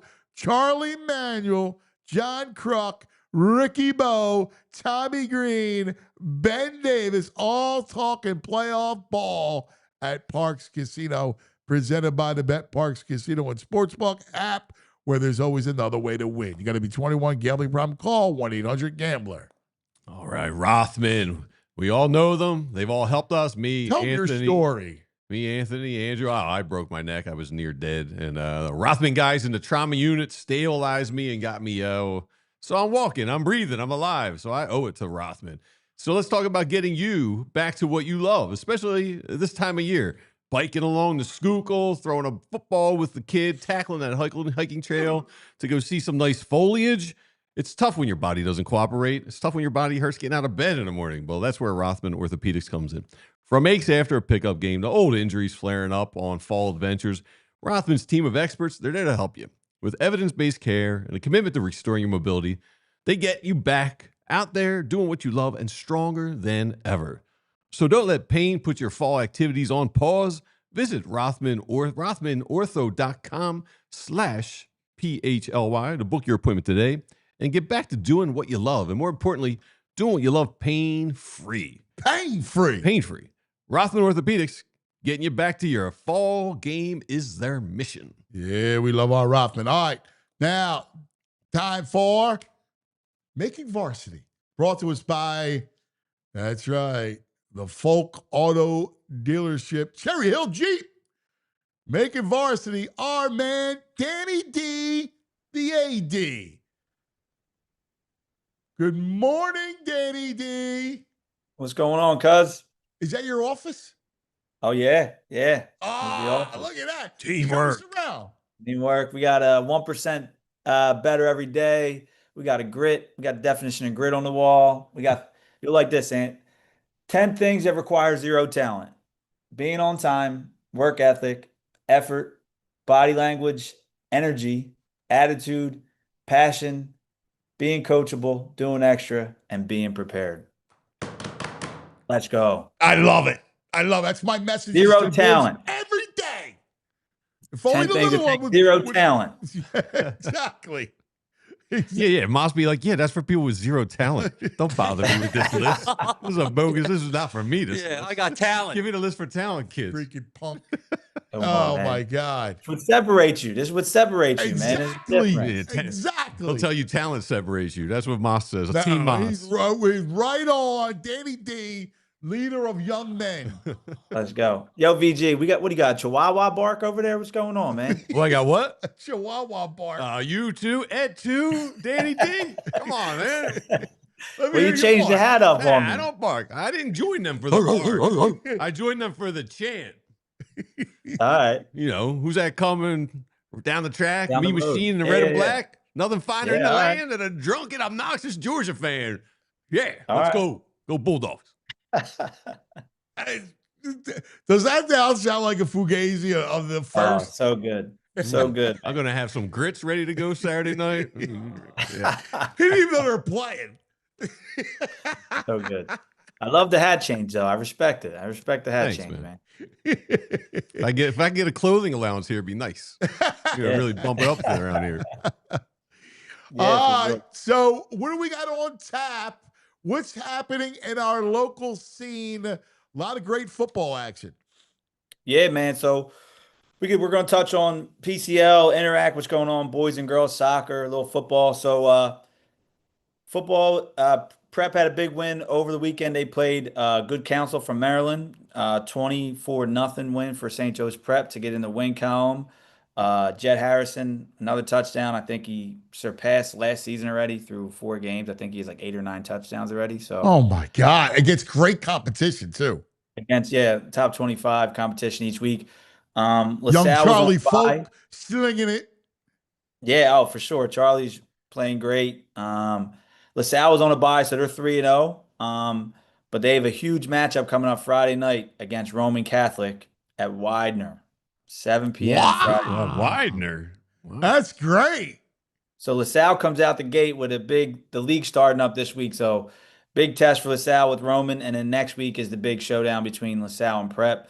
So a tough start to the season for LaSalle. We'll see for, our boy over there, Jamie, the bro, see how his squad holds up in the first early season test and league play. So that should be good. I think the bro, where's the bro? Bro! Big night tomorrow night, bro! He's been lurking around the studio. Vacuuming. If you didn't, Yeah, he was the vacuuming noise earlier. there, he's vacuuming. Yeah, he's vacuuming. Like, we're trying to do a show. Get over here. I got Danny D talking about the big game Friday night. All right. You got time away from vacuuming? Yeah, but by the way, Madge, you're freaking vacuuming during the show. What is wrong with you? I didn't think He's vacuuming during the show. And he leaves the door open in the What studio. kind of amateur is this kid? What is wrong with the bro? I thought I was far enough away, I wouldn't pick it up. Yeah, but bro, man, we're coming into league play now, and a big 2 weeks for LaSalle. They got Roman Friday night and then prep next Saturday night. So Yeah, next Saturday is gonna be awesome. There's like 7 big-time D1 recruits playing in this game, with more to come. Oh my God, It's gonna be awesome. It's gonna be incredible. Yeah, LaSalle's killing it this year. Alex Coffey actually just wrote a piece on their quarterback because he's on the verge of breaking Brett Gordon's record as the coach. Yes, yeah, which is very cool. yeah. And they got 2 Notre Dame studs, Joey Joey Spring. O. Yeah, and the big O tackle. Joey O's nasty. Joey O is nice. He's nice. Yeah, so man. it's gonna be awesome. Yeah. I love can't league look past play. this week though. Roman's tough, man. They gotta lock in. They can't- are good. Roman's really good. They Roman's just got some beat, guys, man. Who did they just beat last weekend in Baltimore? They beat somebody in I don't think Charlotte. they played last week. 2 weeks ago, they won down in Charlotte. Yeah, they're good, Yeah. man. They played a national schedule. They traveled a lot.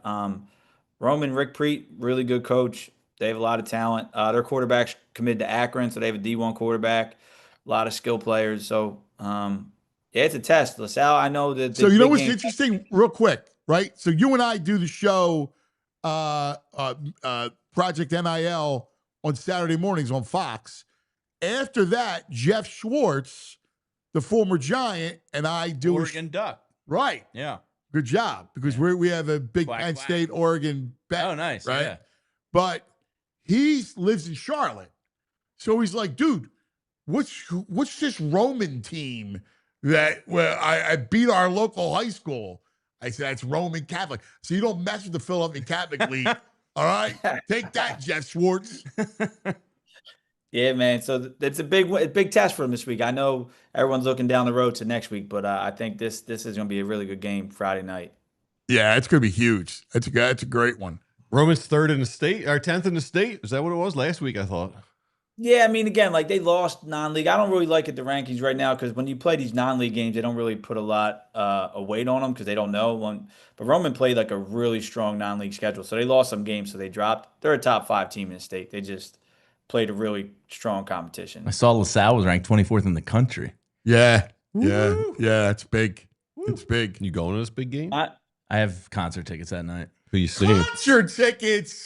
Who you seeing? What? Goose? Goose? Shabuzi. Shabuzi. I'm not doing Shabuzi. I would never Shabuzi. I got back-to-back Saturday concerts of Goose and My Morning Jacket. Oh, God, dude. You're going to miss it. At Penn State, Oregon? I can watch it on my phone. Oh, get the hell out of here. You're not watching the phone. Listen. Oh, you're horrible. What kind of sports fan are you? Yeah, silly me when I bought the tickets 5 months ago. I didn't Well, check. I didn't check October. I know it's the Ryder Cup too. Gee. Ryder Cup, all the great college football. This is high the school football. weekend. Where is it? He's a This weekend's electric. Yeah, it's to not be locked by a TV all weekend is a shame. This I got a weekend. TV in my phone right now. It's powered by Xfinity Mobile. It's beautiful. I can just go everywhere watching the TV. You're not watching anything. You're going to some concert. It's so weak. That's tough. And You're this, such a this Saturday, I got anniversary dinner. What? Yeah. Why couldn't you Is make it it the for actual? Friday? Is that day the actual anniversary? Yes. Why can't you make it Friday? Nice brunch. Oh God. We got to work on his planning here. Yeah. He really he can- needs an listen, assistant. He knows how to plan. Yeah. Build. We got to work things around, man. Yeah, that's on that list of 0 talent. You can do good planning. Tell the Do 0 bro. talent, you can still do good planning. Tell bro, because bro's got no talent. Tell him what the 10 is. All right, 10 things that require 0 talent. Being on time, work ethic, effort, body language, energy, attitude, passion, being coachable, doing extra, and being prepared. Yeah, being You might have to prepared. plan. That's being Being prepared prepared. is knowing the plan of the dates and the games and everything. I checked off. I'm 10 for 10, baby. You are, buddy. You are. The champ. Attaboy. We're in overtime. OT. Stay with us. OT right here on YouTube. If you're watching anywhere else, YouTube. Subscribe. Subscribe. Like, pound the likes. Chad is saying Jamie has closed-toe shoes. He does not. He's flopping today. I'm flopping, yeah. Let me ask you a question. Would you, what if one of your coaches walks in with flip-flops? And not like shouting shoes at the that game. guy knows ball. That's the first thought. No, like during the day. Yeah. And he doesn't have the real shower shoes. He uses the thong flip-flops. Yeah, I'm not a slides guy. Yeah, they've never graced my feet, Anthony. I don't know what to tell you. I'm with you, my man. Yeah. No, that's weak. That's great. I'm having a great time. They're inappropriate in the city too. There's too many hazards. You may have to run. Really? Nah. Yeah. Crazy. All right, we're kidding. We're kidding. All right. We got it back on the slate. We got the Battle of Delco. We got O'Hara Bonner Friday night. Wow. Oh man. That's the Delco Bowl. The Delco Bowl at Bonner. So it's always an intense rivalry. So that should be a really big one for Friday night as well, on top of LaSalle and Roman. So some big games this weekend. And then on the PCL, the soccer side, Prep's 5-0 in league play. LaSalle 6-1 right now. So there's a big matchup, and they play the same. I don't know how this happened. They play the same time as football at an alternate field at Penn on that next Saturday night. Wow, really? Yeah. So it's going down. Damn. In that rivalry. Have you ever had? I'm sure you have many times that like the Franklin helicopter land. Where does the Franklin helicopter land by the Prep? we get emails all the time. I laugh about it. I'm like, Philadelphia International Airport. I don't know what to tell you guys. Like, yeah, that's the way to play it. That's the way to play when I was there, I used to get emails all the time. Like, even like Rutgers, they'd hit us up. I'm like, who do you guys think you are? You're an hour away. Like, they're like, where can we land where our helicopter at? I'm like, Northeast International Airport. I don't know what to tell you. But yeah, I mean, I've gotten that email more times than you can, and every time my response was always the same. It's like, I don't know, are you guys nuts? Maybe a hospital? Yeah, that's the way to play. You play it cool. We don't need this spectacle. It was funny. Friday night, it's an hour away. Friday night, I'm at St. Augustine, Winslow, and in comes the Franklin helicopter. Oh, so yeah. Spectacle. I've seen it. I mean, it's his flex. He does it. It is a flex. I mean, it works. It's his flex. If you're the kid, you see that, you're like, is it like, damn. is it Penn State painted up? Like, the Lions always. Yeah, it's a big deal, man. Now, Pat Chambers, when he was the Penn State basketball coach, he had this really cool Sprinter van that like had a driver, TVs, and he would just get driven around and work. Like I respected that. Like Chambers worked his butt off, but he was in that van just getting driven around working on the phones. The helicopter's a bit much when you're doing in state, but yeah, a little bit. State college is a hike. Yeah. That Winslow team's pretty good, man. Yeah, they're good. They're a good team. Yeah. They got some guys on. They got a couple high major guys on that team. Yeah. So yeah.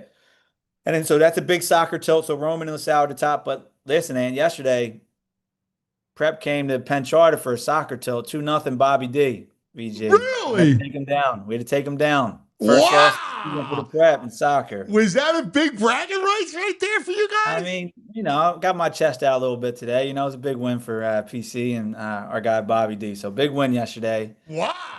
Penn Charter in soccer. Penn Charter.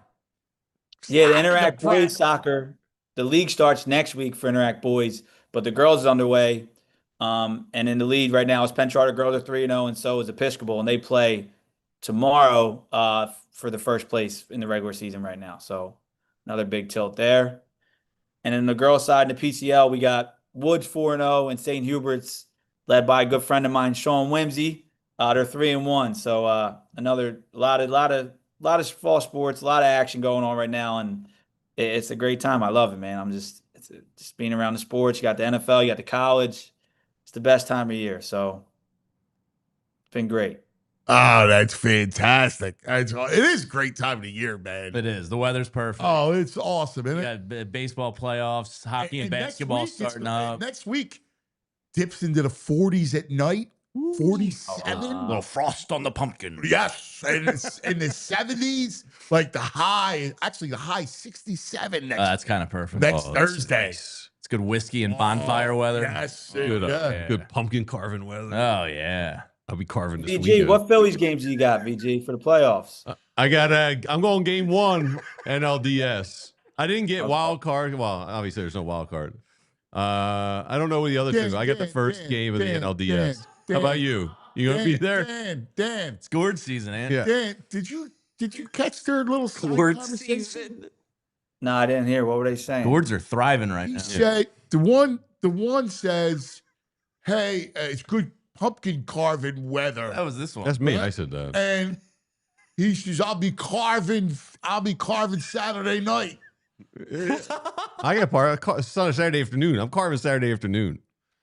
Of course, I'm gonna have college football in the background. I've never carved. Yeah. I've never carved a pumpkin in my life. You can carve an NFL symbol into a pumpkin. Yeah. And I've never carved a pumpkin in my life. We got to do it Friday. We gotta we get should you- do one we should Friday. have- We should carve some pumpkins out here. I've carved a pumpkin Yeah? for. It's art. I thought you would appreciate it. I did. Yeah. Not during Saturday. Not as an adult. I did it for kids. I've done it twice. Once for Moss and one for Anthony, right? For school project.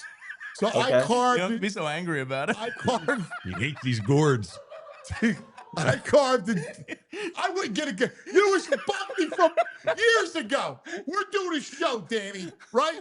And this one, he's like, "Oh yes, we're gonna have a party at my house in South Philly Saturday night.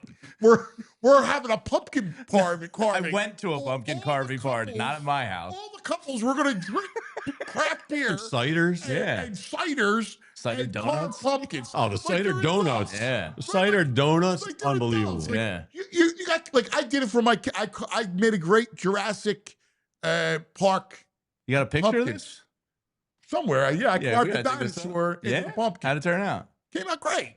What Anthony do you loved do it. with the pumpkin as an adult afterwards? What do you do with it? Where does it go? I throw it down in my It- creek bed for the deer. It's dead. Like so, you know. put it It's on my But I'm saying I know I'll put it on kids my like step keep outside saying, my like- door with a little Yeah, candle on the side. yeah, Yeah, put it it on the closed. step. no, but then it dies after that. You throw it It's out. it takes like 2 months to die off. Those Yeah, gourds are hardy. And he toasts the pumpkin seeds. can take the I don't like seeds. them, but Yeah, I you like eat the the seeds. Yeah. Yeah, Bro, if you Put left them that in your on garden. Certain Street in South Philly, that might get punted down the street. You leave that out. Actually, there, I bro. did one in South Philly for a while. It's Man, surprising. A lot of them do get They smashed. but respect the pumpkins in yeah, South pumpkin Philly. gets the respect. People respect gourds. Especially if it's got good artwork on it. yeah, I can see that. Yeah, I can see that. you're a real Grinch if you've smashed. Look, it. Yeah. Yeah. No, I hear you. I was just trying to think of what could happen. I've never done it, so Well, I mean, Joe Listen, L in you chat. wouldn't do it unless you have children. You have well, someday God will bless you with children, and you will do that because you'll be a great dad. and I'll think of VG and that bro doing adult. Yeah, come pumpkin. over, man. Yeah, I'll show you how to do it. Invite Stencil you it guys up. over. The Teach key me is some pouring an things. extra double big whiskey. That's all. All right. You ever go Hold to on. Villa Orchards and pick a pumpkin? Oh I, yeah. I've never apple picked in my life. That's one thing I'm proud You've of. never done that? No. Oh, I've done it. Even on a school trip? Make a pie I afterwards? picked apples on a school trip. Never picked. Come an apple. on. What's wrong with Anyway, apple picking? And is Fit Dad coming Fit on Dad next? CEO, he carves pumpkins. Joe L in chat says pumpkin carving is a lady activity. Oh, Is Fit Joel. Dad coming on next? The hell, Joel. He coming on next, PG? Fit Not the Dad? first time I've been called a lady in this show. I mean, hey. Is Fit Dad coming up next? He's got to come up soon. He's due. Yeah, Where's I Fit don't Dad? think he's ready to go today. He but- needs to have his video ready, man. Well, he We had me need him fired up. I tomorrow. wanted to hear- He's got to be ready Yeah. for tomorrow. Also, chat's liking the hair. They think you got a good head of hair. It's that Danny interact D. haircut, the interact part. Yeah, well, I can't wear a hat in school, so you know. I But, swear, you're no hat, no ball caps, Well, at the right? prep, I had to wear a suit and tie every day. This is a little bit more casual here, so I like that. You had to wear a jacket and tie at the prep every day. So this Every is day nice. you had to wear a jacket and tie? Every day at the prep. So it's a nice little. You can't have the students in jacket and tie and the adults not in jacket and tie. Well, but That's if you're a true. sports guy, if you're the AD, He's not a coach. A He's nice AD. golf, yeah, he's the AD, but a nice golf shirt Yeah, suit that up. would suffice. At Penn Charter, it's mostly golf shirts most days here. I wear golf shirts most. You so it's can't wear nice. a visor or a Penn Charter hat. Nah, man. A visor. You won't catch me dead with a visor. You got good hair. You won't mess the hair up. You got to throw the A visor visor off. is crazy. A visor. Dudes who wear visors, man. It's like a violation. Doug Peterson? Crusher. Kelly? Come on now. That's not Danny D. Danny D, the AD. Hey, Yo, VT. This morning I saw a video from Fit Dad. He had me dying. It was a Topanga Lawrence. Oh, I from saw Boys that. Girls Yeah. video. God, Yeah. Yeah, it's good. He's the greatest. Fit Dad is the greatest. Yeah, that he's dude. It was man. so good. Fit Dad video was amazing. And I need you in one. You guys have been talking. You in a Fit Dad video will have me. Yeah, Yeah, we're gonna do it. I can't wait to do it. He's I was great. a Kelly Kapowski man preceding Topanga, but I was right there with Topanga. Yeah. We speak the same language. Yeah. It was great content. But All right, real quick. Penn State, Oregon, who you got? I'm going with the Lions, man. Any Lions. I think they're going to win. I think this is Drew Allard finally gets that big win that he's been looking for his whole career. I think he finally gets it. Franco gets over the hump. I don't think they're going to win national title, but I think they're actually going to win a big game for the first time in. I do too. I think they run the ball, man. I think they got that. Unleash that backfield, man. That backfield's legit. And Aller can run for a big guy. I think you got to grind it out. You can't get in. If the game's in the high 40s, you're in trouble. Yes, agreed. It can't be that shootout that it's been historically. Hey, Danny, what do you think about the Eagles getting booed at halftime as they ran off the field? Well, I was there. Did you right boo? below Baldy, by the way. Literally 10 feet. Baldy was doing the call. He was right above me, 10 feet away from me doing the call. Did you He was boo? laughing. I didn't boo, but I was indifferent with it. I understand that they were playing like they were terrible. So I was more, if I could boo individuals, I would be more into it. Like the team, people were grinding, like the offensive coordinator, he needed to be booed. Like, Right. I'd have been Yeah, you got to keep him humble. Take him down a peg or two. They needed, Kick him in the butt. Yeah. Give him a boo. Yeah. Yeah, I was indifferent to it. I wasn't booing. But yeah, what a game, man. That was. I mean, I think the boo worked. The body of evidence says the boo worked. Obviously. Yeah, clearly. Positive boo. Yeah. It was I didn't even see the touchdown because we were celebrating the block so much. We were going so crazy about the block kick. I didn't even realize he scored till I left the game. Really? Oh, I didn't know he scored a touchdown. And you got the cover. Oh yeah, backdoor. That's man. If I was on the other side of that, that's. So we know somebody who lost 100 a lot more than we could ever imagine. There should be some type of insurance for someone like that. I mean, that's. He don't need insurance. He's fine. He's fine. Classic. You like him this weekend? Yeah, we're due to beat the Bucks. I mean, I think like Kevin was just saying, I think Jalen's got a little bit more swag to him. He's arrived fully now. I think those days of Todd Bowles, kind of rat on him are over. I think we're gonna run off of last week and pass the ball and I think we win. And they've been limping by. I know Mike Evans. We're gonna beat them. I'm not worried about it. And we're favorites down there. Like if the Eagles win the game. I hate the home dog. Yeah. But it's a quality team. I'm afraid of Bucky. Yeah. Bucky I'm get afraid of loose. Baker having some time back I think there Bucky is a worry to me. I don't want them on the field because that One's knee brace. I know he says he's fine. I know. It's scary. It's scary.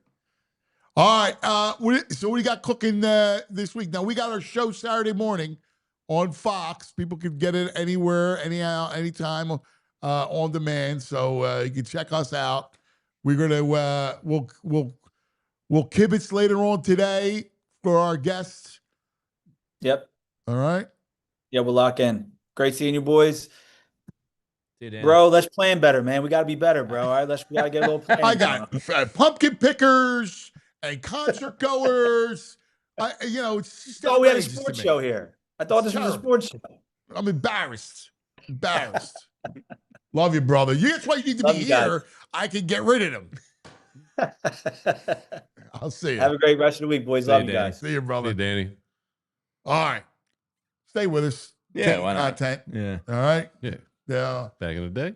Well, no, we have we got the listener line. There's a couple things that we're going to be doing. So, King of Content, you got to know this. Yeah. All right. I watch across the wall But there. you can not like you can't hear my thing. Yeah, how are hear you you watching everywhere. today when Yeah. you're vacuuming? Yeah, Oh, vacuuming, so come on. You're out there. We saw That you. was a violation vacuuming. I didn't think it would be picked up. Dude, I mean, there's an echoey. Yeah, all right, fair enough. Lesson learned. Won't happen again. All right, I always listen. I never got on the bro because he is a great clean guy. Like I used to call him Madge because he'd come around with the polish. Oh, he was wiping down the table out there. Yeah, he was. Yeah, somebody's got to do it. He's wiping everything down. He make your shoes shine. Yeah. Call him spit shine time. I like the Disney World mantra. You never let it walk by a piece of trash. Everybody picks up trash. Everybody contributes. I love it. You're right. It's a beautiful, bro. All right, so here's what we're doing. We want to invite audience participation, right? So we're trying to figure this out. I originally wanted a phone line, but we could drop something in the Discord for Diehards, right? Like, but not just for I want the whole world to chime in, right? Sure. I want you to be a diehard. Don't get me wrong, but I want this to be a fun. Everybody is big family. It's Philadelphia. It's our world. So we want you to then drop us a video or a voice memo. And remember the bitch and complain line? Yeah. All right. It's a lot of hours of my life. Of course I remember that. So the bitch and complain line. Oh, wait, did you edit out like curses and stuff? Yeah. Every morning I'd have to go through like a month. That's what producers do. He's like, keep it clean. So he doesn't have to do the work of editing it. Nah, it's funnier when the cursing. You're gonna curse. You're gonna curse. Monday morning after a game, there would be like 178 messages. I wasn't trying not to edit, but I'm just like, if you can make it easier, try not to curse. Try not to curse and take the fun out. It comes out. I got to edit it, but come on, give me a chance. I think what Andrew no idea.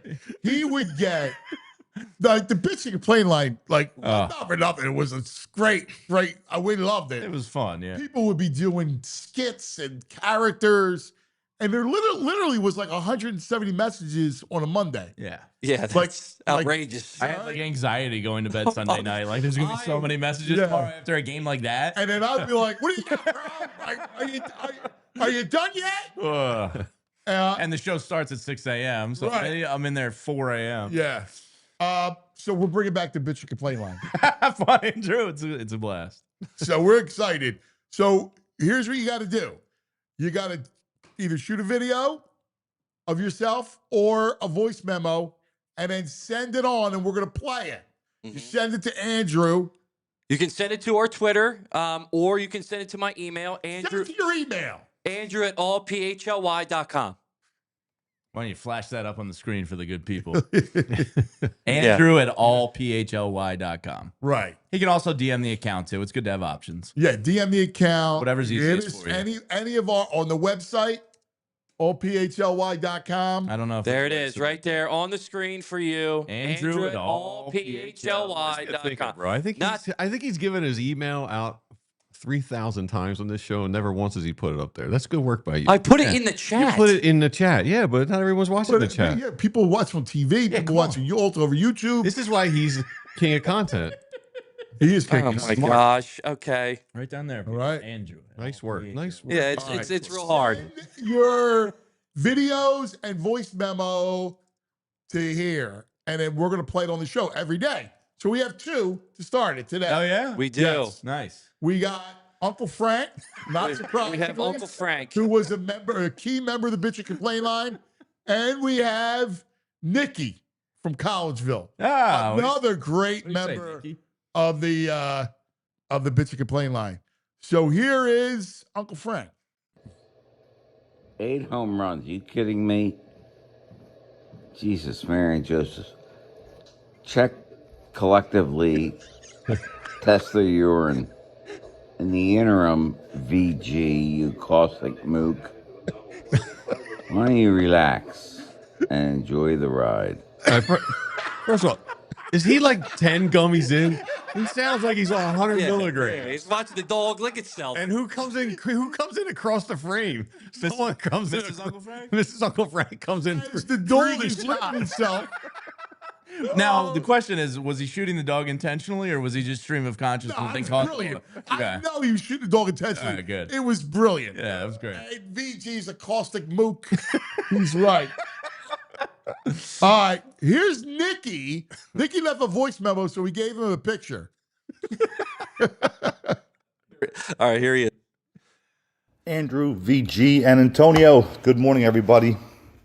And when your son's weekend high school offense looks better with Massimo throwing the football, then of course we have a right to boo. Yeah.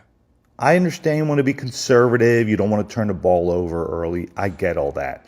But please mix in an outside toss play or run play. Please mix in something down the field to stretch those safeties a little bit. Obviously, we were allowed to boo during that situation in the first half. It was the worst offense we've seen in a long time. Now, our buddy Duran. He's going to be a problem in a 7-game series. If we're in the NLCS or World Series, when these premier batters see him the third time around, they're rocking his stuff deep into the night. It'll be an anti-flashback for us. Oh, no! His stuff is just a little too straight, and his off-speed stuff and his junk is only 4 or 5 miles an hour slower than his top-end fastball. He needs more variance. You can't throw an 0-2 pitch straight down the middle of the plate when you're trying to get a win. You don't have to you can waste 2 pitches. He'd understand. What's the Spanish word for waste? I don't understand it. He should learn it. Thanks, fellas. Oh, He started out good. He started out real strong, and then, yeah. Well, I'm worried. You got me worried about Duran. And listen, again, the booing thing, it's one half of football. We entitled. Mike was right. It sounds it reeks of entitlement. Not entitlement. It is. You of all people. I don't blame it, Andrew or Joey. All they know is good football. You saw the wretched football. Can't let him get comfortable. Can't let him get comfortable. Yeah. It's a new age boo. Take him down a bit. I'm trying Humble him. to live it in the moment, man. I'm not worried about the past or the future. In that moment, they needed to be booed. Got to be present. That's why they call it the present. Yeah. Power now. Now they stunk. -1 yard pass and boo. That was one of the worst pieces of football I've ever seen. Okay. I've seen worse. All right? I've seen He worse. wants us to give them a standing ovation as they come off, like we did Trey Turner. Yeah. That's what he said. I do. Go carve a pumpkin. All right? Yeah, this Saturday. Friggin'. Oh, God. Okay, one's going to a concert. The other one's carving pumpkins. No, I got dinner on Saturday. Oh, dinner. I'm sorry. That concert's next Saturday. No kids. We're coming downtown. Next living it up. Saturday. Yeah, the following 2 Saturdays. Where are you going to dinner? It's a place called Little Water. I think it's like 21st and Tippling. Yeah. It's supposed to be really good. Yeah. Sounds good. All right. No kids, man. Time to go back in the day. We're going back. We're going back. We're going back in the day with True Mark. Oh, yeah. Thanks to our friends at TrueMark Financial Credit Union. Yeah. I love TrueMark. Where are we going? We're gone 7 years ago this week. Another infamous internet viral clip goes out. Kawhi Leonard's introduced at the Toronto Raptors press conference with one of the craziest laughs ever. I'm a fun guy. Obviously, I love the game of basketball. I mean, there's just more questions you have to ask me in order for me to tell you about myself. I just can't give you a whole spiel. I don't even know where you're sitting at.